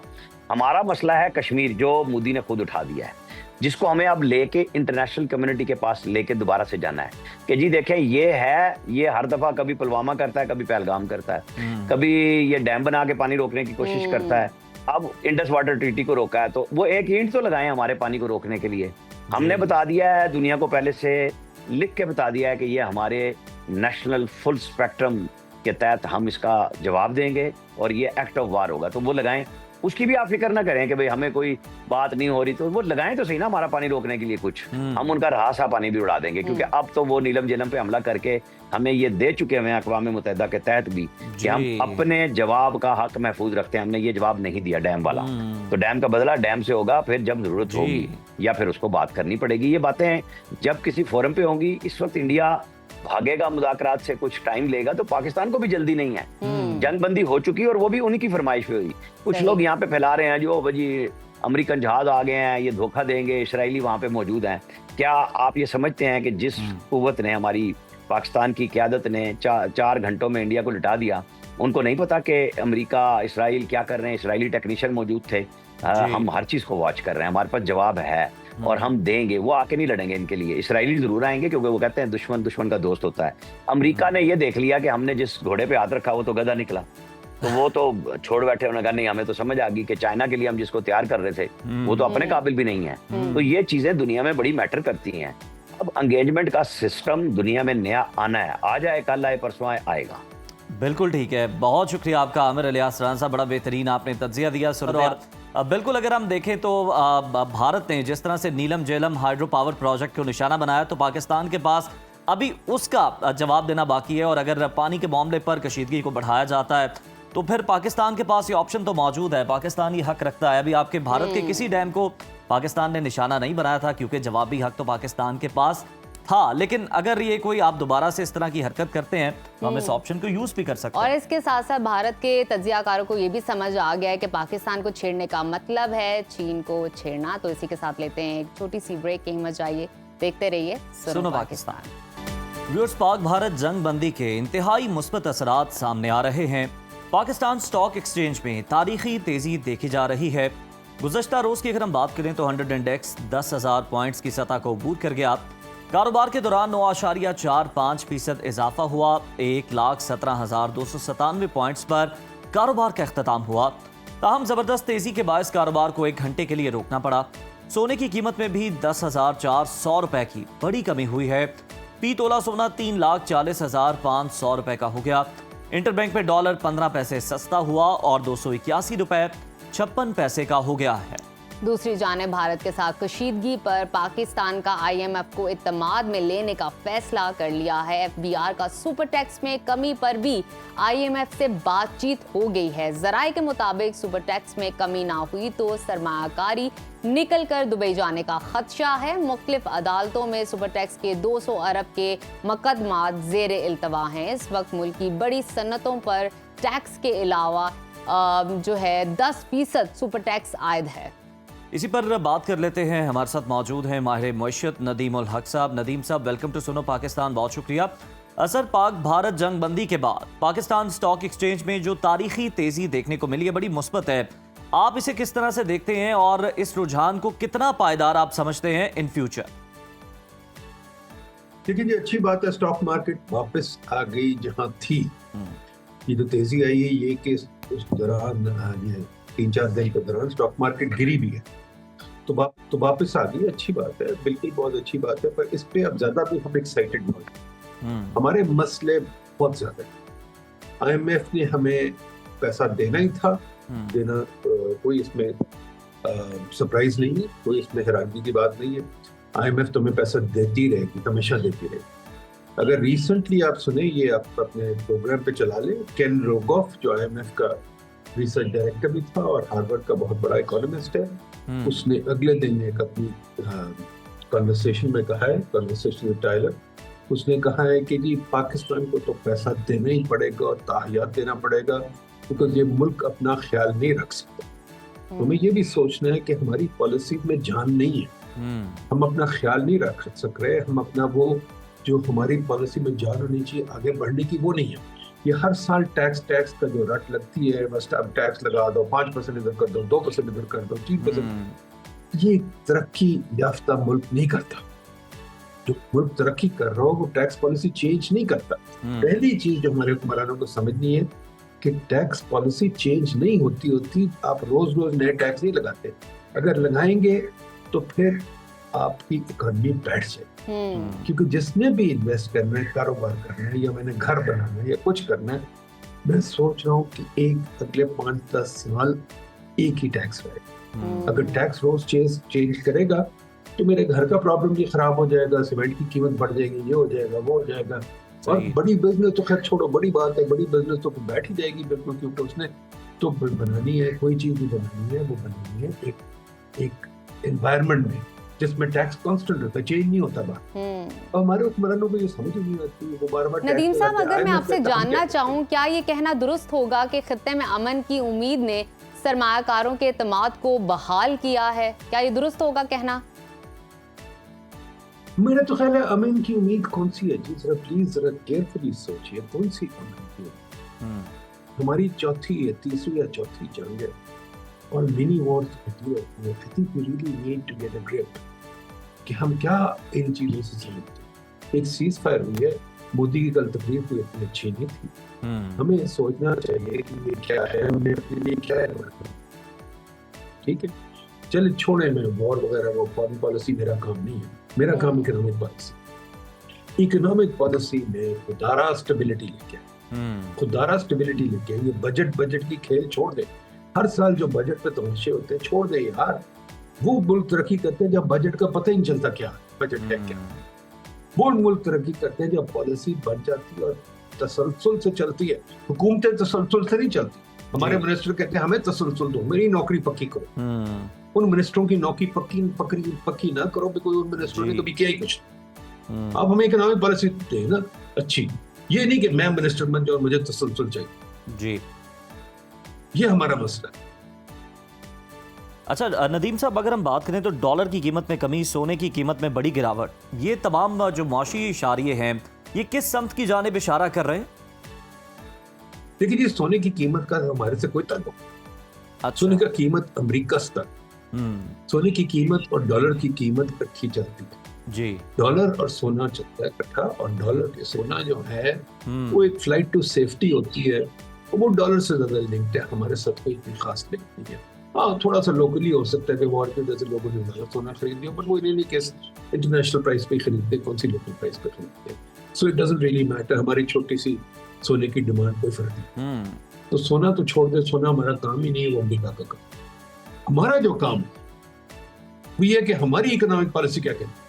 अगर हमारी इकोनॉमिक पॉलिसी रोज टैक्स की गेम खेल रही है, और इन्होंने, मैंने अभी हिसाब लगाया, इन्होंने तो 20 नई एजेंसी बना दी। 20 नई एजेंसी बनानी किस लिए? रोज एक नया अदारा बन जाता है, नौकरियां मिल जाती हैं, वो नौकरियां फिर पक्की हो जाती हैं। तो एक सरकारी अफसर आप लगा देंगे, आप चपरासी लगा दें, कोई भी लगा दे, उसको आप अगले 40 साल नहीं निकाल सकते जी। और फिर उसके बाद उसकी बीवी को भी पेंशन देनी पड़ती है, यानी कि 100 साल का पक्का सौदा आप करते हैं। फिर अब रोते फिरते हमारा बजट खराब हो गया।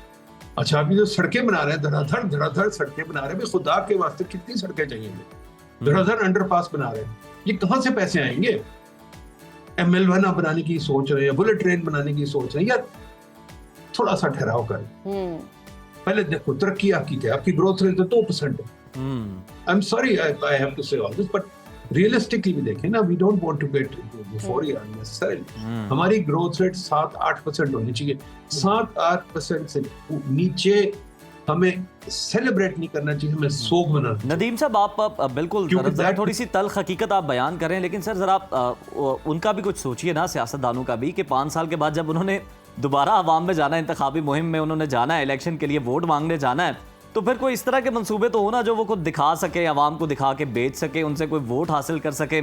इसलिए फिर उनकी तवज्जो इसी तरह के मंसूबों पे होती है जिनकी तरह नुमाइश ज्यादा हो जाए। मैं तो नहीं इससे एग्री करता जी। पॉलिटिशियंस आते हैं, जब आते हैं तो वो आते हैं, ये उनका माइंडसेट है, रिप्रेजेंट करने के लिए और तल्ख डिसीजंस लेने के। अगर वो आते हैं सिर्फ प्रोटोकॉल के लिए और उन्होंने यशी करनी है, उन्होंने सैरें करनी है, तो यार फिर हमारे निजाम में बहुत खराब। ये नहीं है कि वो आके वोट मांगेंगे, हाय हमें बड़े अच्छे प्रोजेक्ट्स चाहिए, टैक्स पेयर की पैसे, सॉरी, ये नहीं। ये फिर हमारे निजाम में बार-बार इस पे लिख चुका, फिर हमारे निजाम में गलती है। We have to change this. Politician जो ऊपर आता है वो फिर आता है आपको टफ डिसीजंस लेके आपको आगे तरक्की कराने जी। वो ये नहीं आता कि हाय मैं अपनी वोट मांगू और ये करूंगा। अगर वो ये करना तो फिर छोड़े यार, ये निजाम में हमें जरूरत ही नहीं। बिल्कुल। अच्छा नदीम साहब, बताइएगा, पाकिस्तान का IMF को एतमाद में लेने का फैसला क्या है? क्या ये माशी खुद मुख्तारी की सिमत में एक मस्बत कदम है या कर्ज के मजीद इन्हिसार का इशारा है? क्या लगता है आपको? मैंने आपको कहा है ना जी, आप केन रोगोफ नाम सुन लें। हार्वर्ड में प्रोफेसर है, फंड का डायरेक्टर रह चुका है, बहुत बड़ा इकोनॉमिस्ट है। उसने जो कहा है वो सुने, पहले वो टीवी पे सुना भी थे जी। वो कह रहे हैं ये मुल्क जो है अपने आप अपनी इंस्टीट्यूशन नहीं बना सकता, अपनी तरक्की नहीं कर सकता, इसलिए इसको हम पैसे देते रहेंगे जी। छोटे से पैसे कोई बात नहीं देते रहे, तो ये मस्बत कोई नहीं। IMF ने हमें पैसे देने हैं थोड़ा बहुत, क्योंकि उन्होंने हमें जिंदा रखना है। पर जिंदा रखना एक चीज होती है, डॉक्टर आपको IV लगा के जिंदा रख सकता है, पर अगर आपने तकड़ा होना है तो आपको खुद ही काम करना है। हमें तकड़ा होना है, हमें ये नहीं है कि हम सिर्फ IV पे बैठे रहे जी। ये बात हमें समझने की जरूरत है। सर ये बताइएगा कि मौजूदा हालात में अगर हम देखें तो FBR की पॉलिसीज और टैक्स इस्लाहात को किस तरह से मजीद बेहतर बनाया जा सकता है, क्योंकि आपकी बड़ी तजावीज़ मौसर होती हैं, तो इसकी रोशनी में किस तरह से हमारी जो सनतें हैं और सरमायाकार जो हैं वो मुतमईन हो सकते हैं? क्या हम पॉलिसियाँ और क्या हम रिफॉर्म्स जो हैं वो लेकर आ सकते हैं? इस पे हमने पूरी किताब लिखी है, पूरी एक किताब लिखी है इस पे, बिल्कुल। और जो आपके हुकूमत में कोई पढ़ना नहीं चाहता, सबसे पहली चीज है अपने मिनिस्टरों को कहें प्रोजेक्ट से पहले पढ़ना तो सीखें। मैं अपनी वेबसाइट पे आजकल लगा रहा हूँ, प्लीज देख लीजिए कि मैंने जो चिट्ठियां लिखी थी हुकूमत को जी, किसी ने जवाब नहीं दिया, कोई पढ़ता नहीं है। मुझे मिनिस्टर ने खुद कहा हम नहीं पढ़ते। जब ये पढ़ते ही नहीं तो फिर क्या होगा? भाग जाते हैं वर्ल्ड बैंक IMF के पास, हमें बता दो, वो बता देते हैं, फिर हम चुप करके बैठ जाते हैं। देखिए बात बड़ी सिंपल है, टैक्स का निजाम बेहतर करना है तो पहली चीज तहिया कर ले कि अगले 20 साल अपने टैक्स का निजाम चेंज नहीं करना। सही। कोई नई पॉलिसी नहीं लेके आए। सही। और टैक्स आप लोअर करें, बढ़ाएं ना। आप कॉर्पोरेट इनकम टैक्स को लोअर करें, इनकम टैक्स को लोअर करें, आप क्या कहते हैं टैरिफ्स को बहुत कम करें। ये जो 1% वाली बात की बहुत कमजोर बात की है, कम करें टैरिफ्स को। और आप क्या कहते हैं इसको डिजिटाइज करें इकोनॉमी को। जो पॉइंट ऑफ सेल्स की बात होती है, हर जगह कैश रजिस्टर हो, जैसे बाहर जाते हैं कैश रजिस्टर होता है, हमारे यहाँ कैश रजिस्टर नहीं होता। आप कोशिश करें कि लोग कैशलेस इकोनॉमी की तरफ जाएं, इंडिया ने कर लिया है। ये चीज स्लो चेंजेस होती है, धड़ल्ले से चेंजेस नहीं होते, तेजी से नहीं होते और डंडा मार के नहीं होते। और तीसरी चीज है आप कंप्लायंस पे जाए, जब हम वॉलंटरी कंप्लायंस पे जाए, जब हम वॉलंटरी कंप्लायंस पे गए थे 2003-4 में, मेरे टैक्स रेवेन्यू बड़े थे। ये जो एफपीआर वाले लोग कहते हैं कि हम आके डंडा मार के टैक्स लेंगे, ये गलत बात है, नहीं होता इससे। अगर वो बहुत डंडा शुक्रिया मारने आएंगे, आपका, बड़ी आपकी बेहतरीन तजावीज़ है जो कि अगर ऑब्वियसली एफपीआर उन पर अमल करके इस्लाहात करे तो इदारे के लिए भी बहुत ज़्यादा बेहतर होगा, टैक्स कलेक्शन भी बढ़ जाएगी और जो आम आदमी है वो भी टैक्स नेट में आना चाहेगा। दायरा कार टैक्स का वसी करना चाहिए और साथ ही साथ कोई वन विंडो सेल बनाना चाहिए। ये नहीं है कि कोई सनतकार अगर कोई सनत लगाना चाहता है, कोई फैक्ट्री मिल कारखाना लगाना चाहता है तो वो जाके दर दर की ठोकरें खाए हर डिपार्टमेंट से। आपको वन विंडो ऑपरेशन करना पड़ेगा, जिस तरह से हम देखते हैं कि पूरी दुनिया में ये नाफिजुल अमल है और वहाँ पर आपके तमाम मसाइल जो हैं वो एक ही छत के नीचे हल कर दिए जाते हैं। साथ ही साथ आपकी जो पॉलिसीज़ हैं वो भी लॉन्ग टर्म होनी चाहिए, शॉर्ट टर्म नहीं होनी चाहिए। तो इन तरीकों से जो है वो टैक्स कलेक्शन भी बढ़ सकती है, अपना काम कर सकें, घर बना सकें, अपने बहुत से बच्चों को फवायद हो पढ़ा सकते हैं। बिल्कुल। और इसी के साथ लेते हैं एक छोटी सी ब्रेक, की हिम्मत जाइए, देखते रहिए सुनो पाकिस्तान। वेलकम बैक नाज़रीन। अब कुछ बात करेंगे सोशल मीडिया की, जहां पर संजीदा खबरों के साथ साथ कभी कभी ऐसे दिलचस्प और मजेदार लम्हात भी देखने को मिल जाते हैं कि सुनने वाले तो हंस हंस के लोटपोट हो जाते हैं। हालिया पाक भारत कशीदगी के दौरान जहां एक तरफ भारतीय मीडिया और सोशल मीडिया पर जंगी जुनून अपने अरूज पर रहा, भारत के कुछ एंकर्स और अदाकार जंग को फिल्मी सीन बनाकर पेश करते रहे, वहीं पाकिस्तानी सोशल मीडिया ने भारतीय जंगी जुनून को तंज़ो मिज़ाह का निशाना बनाते हुए ऐसी तख्लीकी मीम्स बनाई कि लोग दाद दिए बिना ना रह सके। और आज के प्रोग्राम में आपको कुछ ऐसी इंटरेस्टिंग मीम्स दिखाते हैं। पहले जो मीम हम आपके साथ शेयर करने जा रहे हैं, इसमें पहले तो आप देखेंगे कि भारतीय वजीर मारूफ तैयारे राफेल की पूजा करते नजर आ रहे हैं और उसके बाद पाकिस्तान ने राफेल का जो हाल किया है वो भी बड़े इंटरेस्टिंग अंदाज में दिखाया गया है। रक्षा मंत्री ने जिस तरह एंकर ने बताया कि उसका बिल्कुल इफ्तिताह तो कर दिया और नींबू रख के बकायदा उसका जो है पूरा एहतमाम किया गया, लेकिन रक्षा करना भूल गया वो तैयारा जो है ना भारतीयों की। उसमें ज्यादा कसूर जहाज का तो नहीं है, उसको तो नहीं आप कह सकते, जदीद तरीन टेक्नोलॉजी है, लेकिन मसला जो आया सारा वो आया पायलट्स का, निकम्मेपन का जो है ना वो मसला था। बिल्कुल। और ये वीडियो थोड़ी सी पुरानी है नजफ, लेकिन दोबारा से बहुत ज्यादा ये वायरल हो रही है इस वक्त। अगली मीम जो हम आपके साथ शेयर करेंगे उसमें साउथ अफ्रीकन कॉमेडियन और राइटर ट्रेवर नोआह ने भारत की जंगी पॉलिसी का भांडा फोड़ा है। पाकिस्तान और भारत के दरमियान हालिया दिनों में जो कशीदा सूरत हाल देखने में आई, इस दौरान भारतीय मीडिया और सोशल मीडिया अकाउंट्स ने पाकिस्तान के खिलाफ मुतअद्दिद गुमराहकुन खबरें और जाली वीडियोस दिल खोल के शेयर की हैं। आलमी नशरियाती इदारे DW डोशे वेले ने अपनी तहकीकी रिपोर्ट में यह वाज़ेह किया कि भारतीय सोशल मीडिया से वायरल होने वाले कई वीडियोस, जैसे कि सियालकोट पर बमबारी की वीडियो, दरअसल महीनों पुराने वाकयात की वीडियोस थी जिन्हें सयाको सबाब से हटकर पेश किया गया। इसी तरह टाइम्स ऑफ इंडिया ने भी एतराफ़ किया कि पाकिस्तानी हमले की वीडियोस जाली थी और भारतीय हुकूमत ने भी इन वीडियोस की तरदीद करते हुए इन्हें प्रोपेगेंडा करार दिया। इस पूरी सूरत हाल में सबसे शर्मनाक पहलू ये था कि भारतीय मीडिया में गर्दिश करने वाली ये खबरें और वीडियोस ना सिर्फ आवाम को गुमराही तक ले गई, बल्कि खुद भारत को भी अपनी क्रेडिबिलिटी को आलमी सतह पर एक बुरा असर पड़ा। और वीडियो में पाकिस्तान ने भी अपनी तफसीलात रिपोर्ट में भारतीय मीडिया के इस गुमराह कुन प्रोपेगेंडे को बेनकाब किया और बताया कि भारतीय मीडिया ने माजी की तरह अब भी अपने मखसूस एजेंडे को हासिल करने के लिए ये फेक न्यूज़ फैलाई।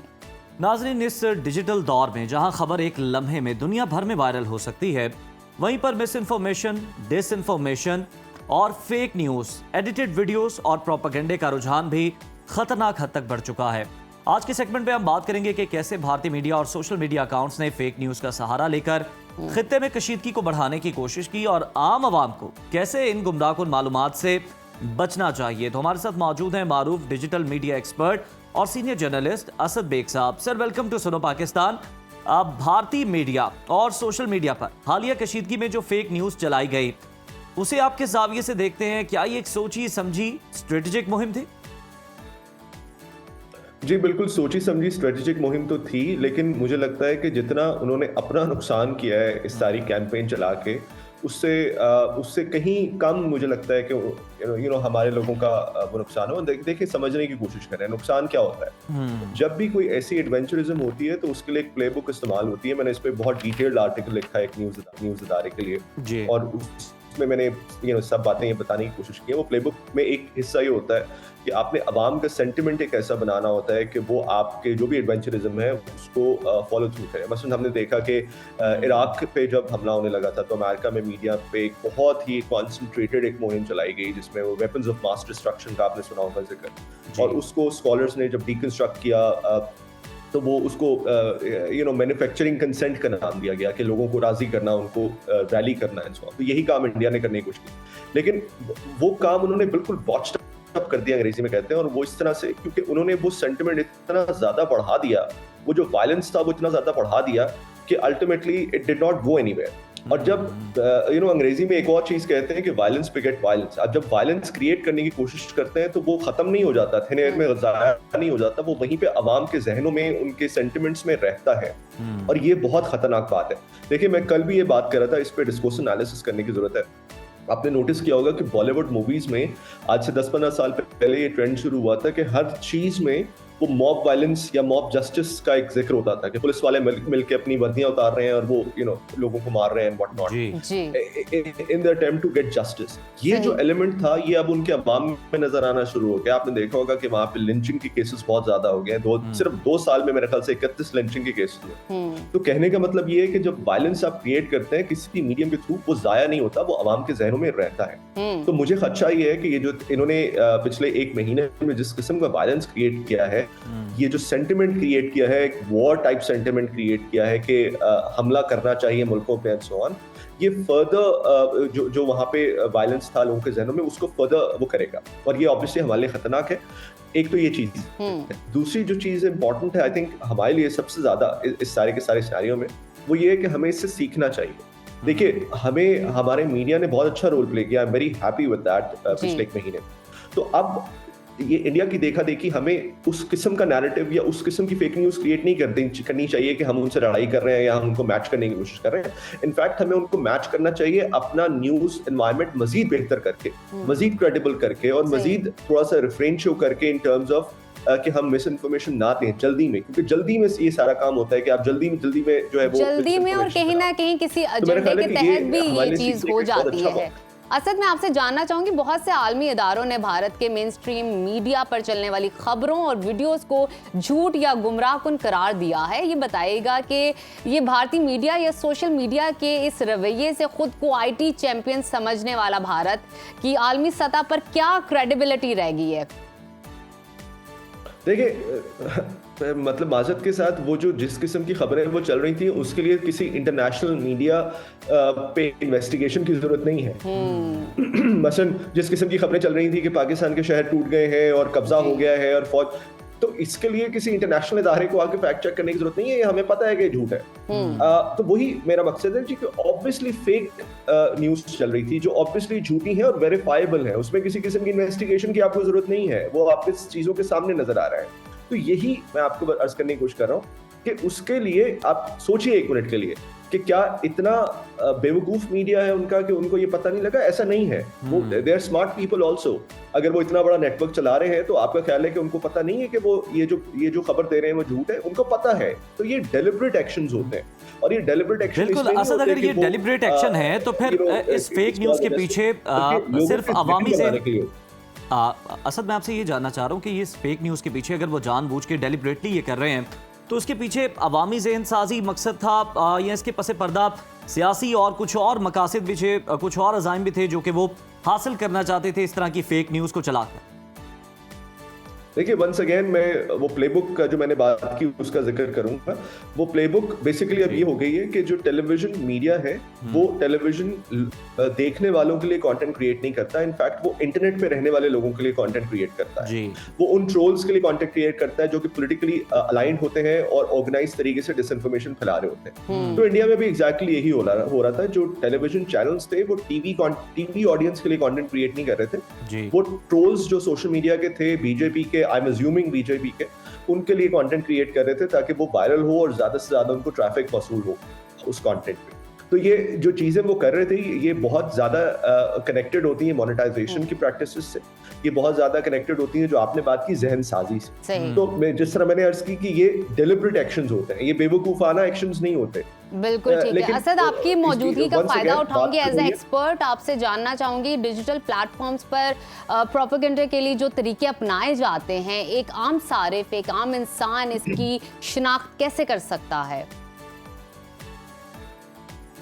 ये बहुत अच्छा सवाल किया आपने। देखिए अब थोड़ा सा मुझे हमारे ऊपर भी अपने ऊपर भी क्रिटिसिज्म करने दीजिए। जी जी। सबसे पहले तो ये कि मैंने नोट कर रहा था कि हमारे मेन स्ट्रीम मीडिया ने बहुत अच्छा रोल प्ले किया, उन्होंने किसी किस्म की कोई मिस इन्फॉर्मेशन को एम्पलीफाई नहीं किया। लेकिन जो हमारे कुछ सहाफी थे जो सोशल मीडियम्स पे मौजूद हैं, उन्होंने कोशिश की कि जैसे ही कोई खबर आए, कहीं से भी आए, चाहे वो किसी भी सोशल मीडिया आउटलेट से आए, उसको वो शेयर करते। देखिए उससे होता यह है कि अगर आप ये कह के भी शेयर करेंगे ना खबर के ये अभी रिपोर्ट्स आ रही हैं, कंफर्म नहीं है, तो जिन लोगों के बारे में आप बात कर रहे हैं, जिस इलाके के बारे में आपने बात कर रहे हैं की है, उन्होंने यकीन कर लेना है पहले से, उन्होंने उसका वेट नहीं करना कंफर्मेशन। तो सबसे पहला तो जो हमारे अपने अवाम के लिए मैसेज है वो ये है कि जब भी आप कोई चीज शेयर करें और ये जहन में आपके हो कि आप उसको शेयर कर रहे हैं कि कंफर्म नहीं है, तो वो प्लीज शेयर ना करें, उसकी इंफॉर्मेशन की जरूरत नहीं है। मसलन अगर आपने ये बताना है कि खुदा न खास्ता 5 शहरों में 2 धमाके हो गए और उसकी आपके पास वेरिफिकेशन नहीं है, तो उसको शेयर करने से कोई फायदा नहीं होगा किसी जब तक वो वेरीफाइड नहीं है। तो नंबर 1, शेयर करने से पहले हमेशा सोचें कि आपने जो इंफॉर्मेशन शेयर की है वो सही है कि नहीं है। नंबर 2, देखिए कोई बड़ी चीज होगी, मसलन एक आपने देखा होगा ट्रम्प की एक वीडियो सर्कुलेट कर रही थी जो AI जनरेटेड वीडियो थी, जिसमें वो कह रहे थे कि हम हिंदुस्तान का साथ देंगे। तो उसका इतनी बड़ी अगर कोई स्टेटमेंट होती है किसी पॉलिटिकल लीडर की, तो ऐसा हो नहीं सकता कि वो अमेरिका का कोई और मीडिया आउटलेट रिपोर्ट ना करे। और वो बशीर से जो इछरा में रहने वाले बशीर साहब ने वो आपको भिजवा दी है, वो उनके पास एक्सक्लूसिव आई थी और CNN और फॉक्स न्यूज उसको रिपोर्ट नहीं कर रहे, ये पॉसिबल नहीं है। तो दूसरा जो इम्पोर्टेंट मैसेज है वो ये है कि जब भी कोई ऐसी बड़ी चीज हो तो आप उसको प्लीज एक दफा सर्च जरूर कर लें इंटरनेट पे कि क्या उससे रिलेटेड कोई इन्फॉर्मेशन मौजूद है। बिल्कुल आप सही कह रहे हैं। सब किस तरह की कोई चीज आए तो आप तहकीक जरूर कर लें। हमारा दीन भी हमें यही सिखाता है कि फौरन जो है हमें बिलीव नहीं करना चाहिए और खुद भी जो है हमें कुछ ना कुछ एफर्ट कर लेनी चाहिए, हमें रिसर्च कर लेनी चाहिए। बहुत शुक्रिया आपके वक्त का। अब नाज़रीन, प्रोग्राम में अब हम बात करेंगे पाक भारत कशीदगी के बाद खत्ते की सूरत हाल में आने वाली ताज़ा तब्दीलियों की। तो हालिया दिनों में दोनों ममालिक के दरमियान कशीदा हालात के बायस फ़ज़ाई हदूद बंद कर दी गई थी, जिसका बराह रास्त असर न सिर्फ बैनुल अक़वामी परवाज़ों पर पड़ा बल्कि पाकिस्तान का जो हज ऑपरेशन शुरू हुआ था वो भी शदीद मुतासर हुआ। कौमी एयरलाइन और दीगर फ़ज़ाई कंपनियां अपनी हज परवाज़ें मुकम्मल तौर पर मअतल करने पर मजबूर हो गई और 10 हज परवाज़ें मअतल होने की वजह से 2000 से ज़ायद आज़मीन हज वक्त पर सऊदी अरब नहीं पहुँच पाए। इसी हवाले से मजीद तफसीलात जानते हैं। इस्लामाबाद से हमारे नुमाइंदे हैं शहरियार खान। शहरियार, बताइएगा हज ऑपरेशन की मअतली के बायस मजमूई तौर पर कितने आज़मीन हज मुतासर हुए और इनमें से अब तक कितने अफराद को सऊदी अरब रवाना किया जा चुका है? देखिए, जब से ये हज परवाज़ें जो है वो कशीदगी ख़त्म हुई है, जंगबंदी का जो है ऐलान हो गया, उसके बाद से जो हज परवाज़ें थी वो मामूल पर आना शुरू हो गई हैं। और मतलब इसमें कुछ परवाज़ें थी ऐसी जो मनसूख हुई और उसकी वजह से जो सबसे ज़्यादा जो मुतासर हो रहे थे वो लोग थे जिन्होंने बैरून मुल्क बैठकर जो है वो ये हासिल किए थे वीज़े, और उनको यहाँ हर सूरत आना था और यहाँ से आकर उनको फ़्लाइट लेना थी और उसमें फ़्लाइट बंद होने की वजह से वो सख्त परेशानी के शिकार थे। तो अब जो हमारी आज ही सुबह जो बात हुई है वज़ारत मज़हबी अमूर में, उनका बताना ये है कि अब हज परवाज़ें मामूल के मुताबिक आ चुकी हैं और जो बैकलॉग था उसको क्लियर करने के लिए जो खसूसी परवाज़ें जो है वो चलाई गई और उसके बाद जो है अब बहुत कम लोग हैं जिनको आहिस्ता आहिस्ता इन्हीं जो मामूल के हज परवाज़ें इन्हीं के जरिए जो है पहुँचाया जाएगा। तो इसमें अब जो है कोई ऐसा नहीं रह गया बंदा जिसको जो है कोई तकलीफ का सामना हो या परेशानी का सामना करना पड़े। जिन्होंने जो है हज की दरखास्तें दी हुई हैं, उनकी मंजूर हुई हुई हैं, उनको ले जाने के लिए वज़ारत मज़हबी अमूर ने तमाम इंतजामात मुकम्मल कर लिए हैं। बिल्कुल ठीक है, मुतासरा हाजियों को सहूलियात फराम की जाएंगी, मुतबादिल इंतजामात भी मुकम्मल कर लिए गए। बहुत शुक्रिया शहरियार खान, आप हमें इस खबर से मुतालिक जो है वो अपडेट्स फराहम कर रहे थे और यकीनन एक बड़ा इशू था जिसे बड़ा कामयाबी से रिजॉल्व कर लिया गया है और जो हाजी थे वो खासे परेशान थे, लेकिन उनकी इस परेशानी को दूर कर दिया गया है गवर्नमेंट के बरवक्त फैसले ने। तो नाज़रीन, ये था हमारा आज का प्रोग्राम। उम्मीद है आपको पसंद आया होगा। अपना फीडबैक ज़रूर दीजिएगा। हमें इजाज़त दीजिए, कल दोबारा आपकी खिदमत में हाजिर होंगे। तब तक के लिए अल्लाह हाफ़िज़।